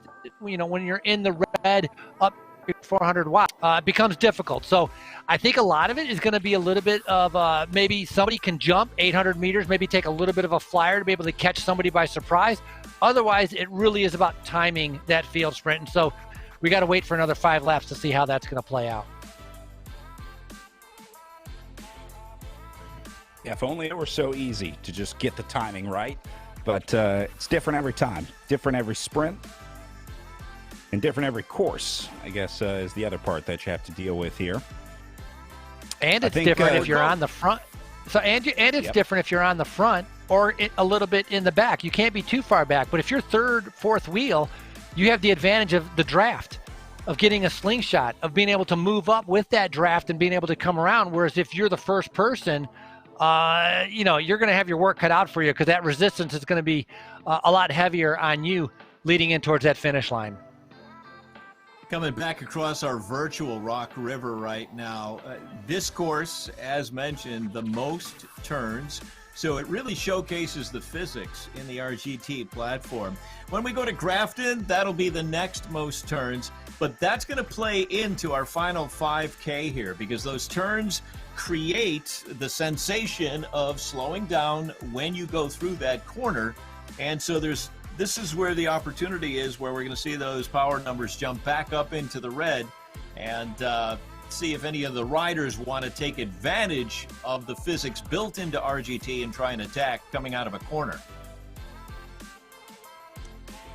Yeah, if you figure out the corners, this is a great course for you. If you understand how the game is played, you know how to use that acceleration and deceleration to your advantage, that's perfect. But if you're still trying to figure that out, then you're probably not looking forward to a course like this. As Todd said, the more turns than I think any other course that we're going to see here at or in the Echelon Racing League all season. So this is a special one in Janesville, that's for sure. And then we'll have, you talked about Grafton. How about Downer Avenue with just 3 turns, basically the triangle course. So we got a good mix of courses this weekend. I have a feeling Jackie Godby might be one to watch on that Downer course because those corners are just fast enough that you can carry some speed through them, although it is a very short run from the last turn up to the finish line. So, yeah, just thinking about the difference of courses that we have throughout the weekend here, Todd. Coming up on 4K to go, I'd be curious to know how the RGT platform was going to handle those downer turns. Turn 1 is a 90-degree, but the other 2 are sharper than 90-degree. Do they put in a little bit more of the physics mojo if the turn is actually sharper than 90 degrees? Yeah, I think it slows them down a little bit more going through the turn. So, yeah, you'll see the speed That's drop fantastic. off even more, and then they'll have to accelerate back on the way up. It also affects the time that you're in the corner, how long it takes you to do the corner, because obviously you can get through a 90-degree corner faster than you can get through a 120-degree corner. And then the way that the power is applied when you get out of the corner, basically the game doesn't start registering power until you hit the apex of the turn. So even if you're doing 400, 500 watts going into the turn, it's not going to register. Okay, so we've got all right-handers coming up in Shorewood. Grafton is predominantly right-handers with one that's just a little sharper on the 6th turn, but it's Downer Avenue where those physics are going to really come into place on turns 2 and 3, so that'll be interesting to watch. All right, Frankie, watching our front group up here, we talked about the 4 riders that we had the cameras on, but let's talk about some of the other names in here. Eleanor Wiseman has had some good results this season in the Echelon Racing League. She's very experienced on the RGT platform and a pretty good sprinter out there as well. And then Anna Strello is the other one, sitting right at the back there for Project Echelon, also getting up into this group. So it'll be interesting to see as we go to 2 laps to go here with riders going under the Tour of America's Dairyland banner and past the Quick Trip billboard. Another one of my favorite parts of racing here on RGT. You get to see the sponsors and the billboard. How cool is that? Yeah, Wiseman, very experienced in real life racer. In 2019, she did over 53 races, so she's done a ton of races, and so she, experienced also here with the virtual races at Tour of Gila. She got a 2nd and a 4th on 2 of the stages there, so she's very comfortable with that. And then Strelo, coming out of Wisconsin, racing for Project Echelon, part of that group that has started this whole Echelon Racing League series. She's done many of the virtual races also, but Godby is the one that has won a ton throughout of this series. Double Hickok has been up there. Double Hickok getting her first win not too long ago when she went to the race where she was able to take at Redlands, where she was able to she was 2nd on Oak Glen, but she won the Joe Martin road race. And so really, we talked about this sprint and how this is going to play out here, but I know one person does not like the crits. When I interviewed her, Christy Tracy said the Indy crit that we just did last week or 2 weeks ago for the pros was the hardest race she's done the entire series, and she hated it. And so that is a rider that doesn't like crits. So if you don't like crits, you're definitely not going to like a 9-corner crit. That is so funny coming from Christy Tracy, the ultra endurance rider who does like 200-mile rides in Texas for fun. I think she's getting ready to do a 3-day stage race where she's camping in between, and racing criteriums is the toughest race out there. It's different for everyone. Eleanor Wiseman off the back here for the MED Foundation fell victim to the pace being lifted here. The riders starting to attack. You see Godby up on the front in red. And that's certainly surprising to see Wiseman getting dropped off early here. I wonder if maybe had a mechanical or a technical, so we'll try and get to the bottom of that. But Wiseman is out of this one as Godby going to lead them to the line for what will be the final lap of racing. So Wiseman still trying to chase on here, but boy, this is going to be really tough for her to get back in here. So I think this might be down to 6 as we send them out for the final lap of racing. And there's our bell ringer. 1 to go, 1 to go, 1 to go, 1 to go. He's been locked in his basement for an hour and a half waiting to do that again. Glad we could finally get that done. Well, I bet all those donuts are gone. We're giving the plow style points because the LEDs on his headphones match the color of the bell. That's next level stuff right there. That's pro right there. All right, so down to the last lap of racing, 6 riders in here. They dropped Eleanor Wiseman out of the group, and now it's just a matter of figuring out this last about 0.7 miles of racing right now, 0.6, because this is ticking away. Look at Wiseman on the right side of the screen, back. Almost back in here. She's about to make it back into the group. That's unbelievable. Wiseman coming back to the group. What an effort to be able to do that. Pretty impressive right there. So I thought it was good because we were an hour and 20 minutes into the race and perhaps the legs gave out. But obviously, I am sorely mistaken. But right now, the rest of the riders trying to set up for the sprint. Pay attention to those numbers. We are going to see red numbers. Also pay attention to the riders when they get out of the saddle to watch the sprint. Should be a fantastic view on our 4 screen at the bottom.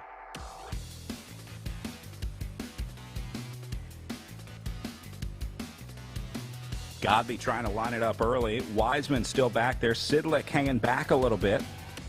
Strello in the mix. That's going to be Christy Tracy right behind Godby there. See her on the left side of the screen in the light blue jersey of Team Infinite.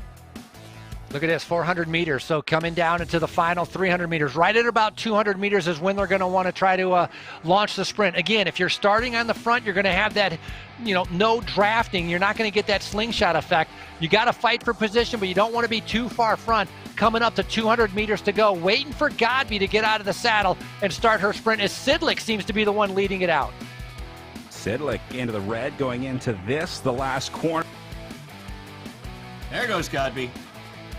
Big numbers, 13 watts per kilogram.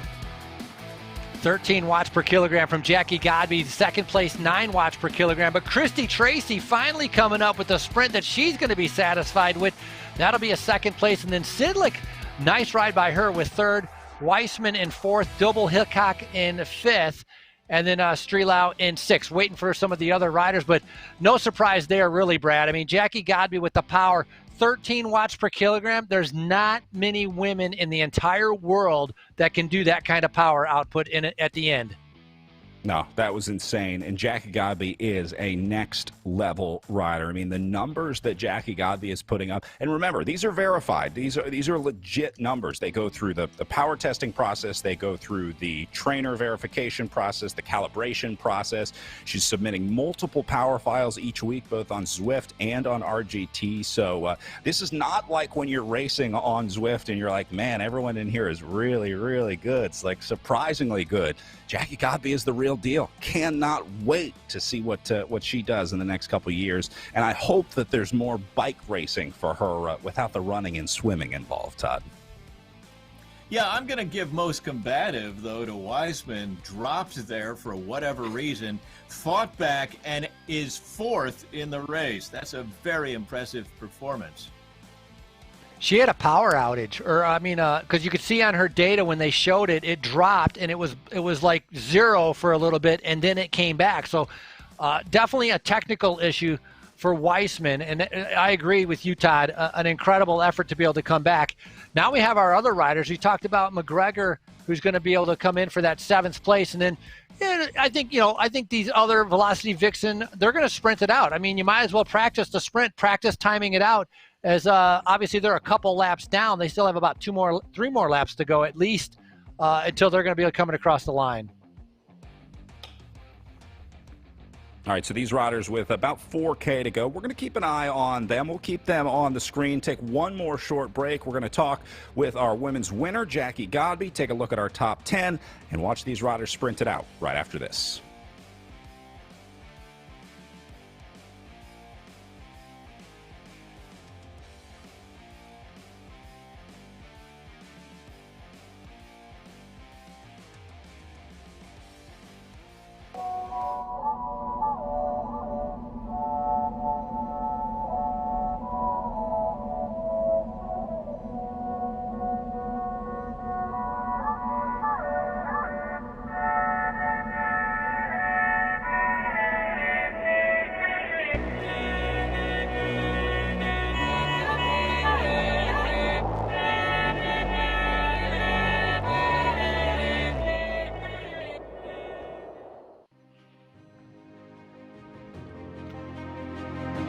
The world is changing. I'm looking to do things better. To improve. Just because it's always been that way doesn't mean it's right. I embrace change. I seek adventure and discovery. I explore and explore. To know the unknown. Even in the toughest moments, we ride together. Even in the moments when we're at our limits. We support each other. It's time to move up a level. Push that little bit harder. Changes we make now will make the future better for all. The efforts we put in today will pay dividends tomorrow. We all have the power to up the game. To build something better. It's not time to play. It's time to get real. It's time to be a game changer.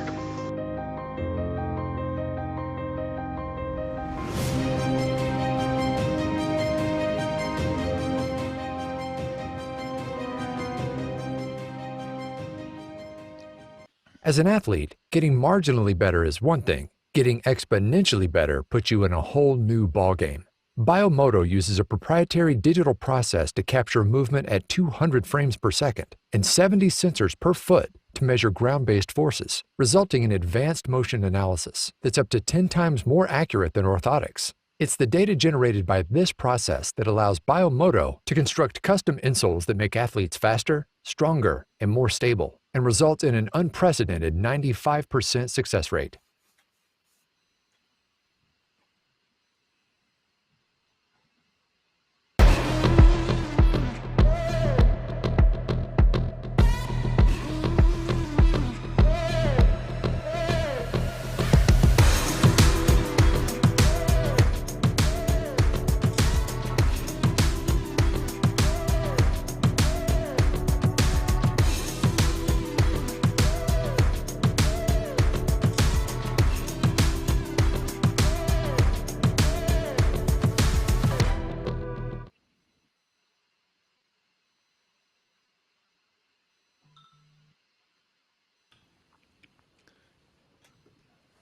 All right, back with our Velocity Vixen riders finishing up here. Remember, McGregor here is a lap up in the group because she went a lap ahead of her Velocity Vixen teammates, just riding with the group, though. So I think McGregor going to finish before Bonacisi and Noble. So when she goes through the line, she should be wrapping up, and then Bonacisi and Noble will head out for one more. Got to hang in there. That's another part of racing any of these.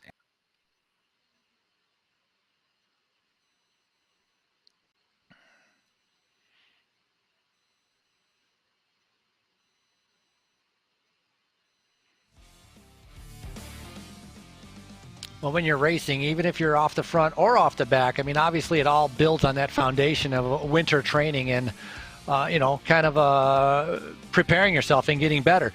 Brad, I want to mention really quick, if you remember, if you talk to Godby, very curious about that towel rag around her seat stay.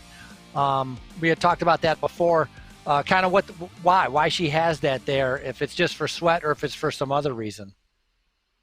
Oh, let's see if we can figure out. Let's go to our Zoom room and grab a word with our women's race winner, Jackie Godby. Jackie, congratulations on another win. Frankie was asking about your bike. We saw is it towel or paper or something? Is that protecting the brakes? Yeah. So we've actually got old towels and a sock on there as well. The sock is actually protecting the frame. As you see, it's kind of at like the sweet spot for sweat right over the lovely Argon 18 label. And then you're right, we absolutely have towels protecting the front and rear brakes. John actually completely rusted out his back brakes before we learned this trick. And so now it's not a pretty solution, but it saves us a lot of money. I like it. Hey, have John send me an invoice for a camera operator. That was awesome being able to see that. Thank you so much, John. Jackie, while we're talking about John, you're at a very interesting point of your life right now, riding at the top of your game in virtual racing. You've got your residency finishing up. It sounds like you're going to have your match coming up here and a wedding on the horizon. What a year for Jackie Godby. Very busy spring, but, we've been working hard at all of this for 9 years now, med school, grad school, been dating John for over 8 years. So, it was really an exciting time, and I'm so happy that, it all comes to this, that I get a happy celebration and, that the vaccine's coming out and I'm actually going to be able to spend a lot of time with my parents. I'm going to be able to celebrate with my closest friends and family. So it really feels like it's all coming together. It's going to be a great spring. Maybe a little break from training somewhere in there. You have been going hard in the virtual racing world over the last, let's say 6 months. What's the transition look like for you looking ahead? I mean, is there more virtual racing in your future when we're back to real life events? Is it a hybrid model for you in the next few years? What do you think? I think so. And, I think that's something we're actually going to figure out in this next week when I find out where I'm going to go for my residency. I think where I spend the next 5 years is going to have a big impact on the sort of racing I do, whether I have year-round beautiful weather or whether I'm going to be spending 6 months cooped up in my apartment because it's -20 outside. But, I really have enjoyed virtual racing. I think the flexibility works really, really well with a demanding schedule. So, even when I do transition back to whether it be outdoor road racing or outdoor triathlons, I think it's something I'm going to keep in my portfolio just because it is fun, it is convenient. You can come in, you can jump on that bike and get your racing fix in an hour. It's great. And Jackie, last question. We talked a lot today about your team, the Triple X Racing Athletico squad, your coach, Chris Naven, a big part of your success there as well. Tell me about how you got involved with Triple X and what role that's played in your training and riding, because I just love this team. I love the squad. I love what you guys are all about. Yeah. And don't forget the logo. We have honestly the best logo out there. Just gonna say that. So I met Chris through triathlon. He headed up in the indoor triathlon training center in Chicago, and I got hooked up with him when I was really just kind of starting to figure out that I loved triathlon and I wanted to do it well. And he had an indoor CompuTrainer studio, so we did a lot of erg bike racing. And he was very, very focused on power, on metabolic efficiency, you know, training at the level that's going to get you better, race-specific training. You know, if you're going to be doing an Ironman, you don't need to do 15-second max power sprints. And so, you know, a lot of when I talk about, you know, I need to fuel for this race, I'm thinking about these 1-minute hills. That's a lot of the training he taught me, you know, going into this zone-specific training, thinking about the nutrition, the hydration I need for a race. And then when COVID came around and shut down the triathlon center, you know, it was Chris that really pushed me towards this indoor racing, saying, hey, you know, get your racing fix, keep cycling, keep your fitness up, you know, pointed me towards a lot of these races. He was actually the one that pointed me towards the Team USA qualifiers back in November. He got me started with Echelon Racing League, and got me linked in with XXX. So, you know, I really credit him not only with giving me this wide knowledge base about the physiology of cycling, but just continuing to keep me excited and continuing to giving me these great opportunities to pursue it with a team. Very cool. Well, thank you, Chris, because it sounds like we might not have seen the Jackie Godby show if it weren't for Chris. So, Jackie, congratulations, and I look forward to watching you race the rest of this weekend. Thank you so much. I look forward to seeing you tomorrow. Pretty amazing how one team, one coach, one good influence on your cycling career can have such a big impact. And Jackie Godby making it to the world's team, and, well, she's got some more results ahead of her. So here's where things ended up today. Jackie Godby, just over an hour and 20 minutes in the saddle, taking the win ahead of Christy Tracy in second, Stephanie Sidlick in third, Eleanor Wiseman in fourth, Krista Doble-Hickok in fifth place. And then you see the rest of that front group, Anna Strello in sixth, Bronwyn McGregor held on for seventh, and then the Velocity Vixen trio with Angie Bonacisi, Holly Larson, and Cheyenne Noble in eighth, ninth, and 10th. But Todd, from a riding perspective, I'm looking at the watts per kilogram over in the right column. Jackie Godby averaging just over 4 watts per kilogram. But yeah, when you're averaging those kind of numbers, that's notable. That's really something. So, you know, and if recreational riders don't really get the sense of what those numbers mean, just trust me, that's some very good performance. That's really good performance, and that is Jackie Godby. And so it's going to be exciting to see the next 3 days of racing. Frankie, final thoughts from you on the day. Your most impressive ride. Well, Jackie Godby with that sprint, she has all that power, and Todd just mentioned it. I mean, 4 watts per kilogram, it's remarkable.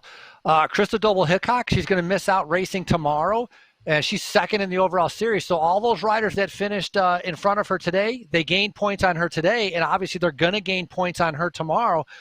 Doble-Hickok's not sure with her training camp. She's going to try to come back to be able to ride with us on Saturday and Sunday, but we could have a reshuffling. But, you know, I look for someone to take a chance, gamble, and try to dethrone Jackie Godby and not let her win one of the next races.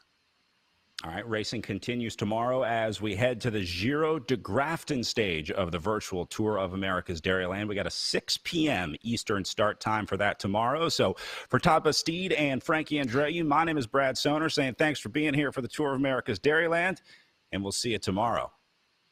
Oh, you got the chocolate milk. Well done. Well done.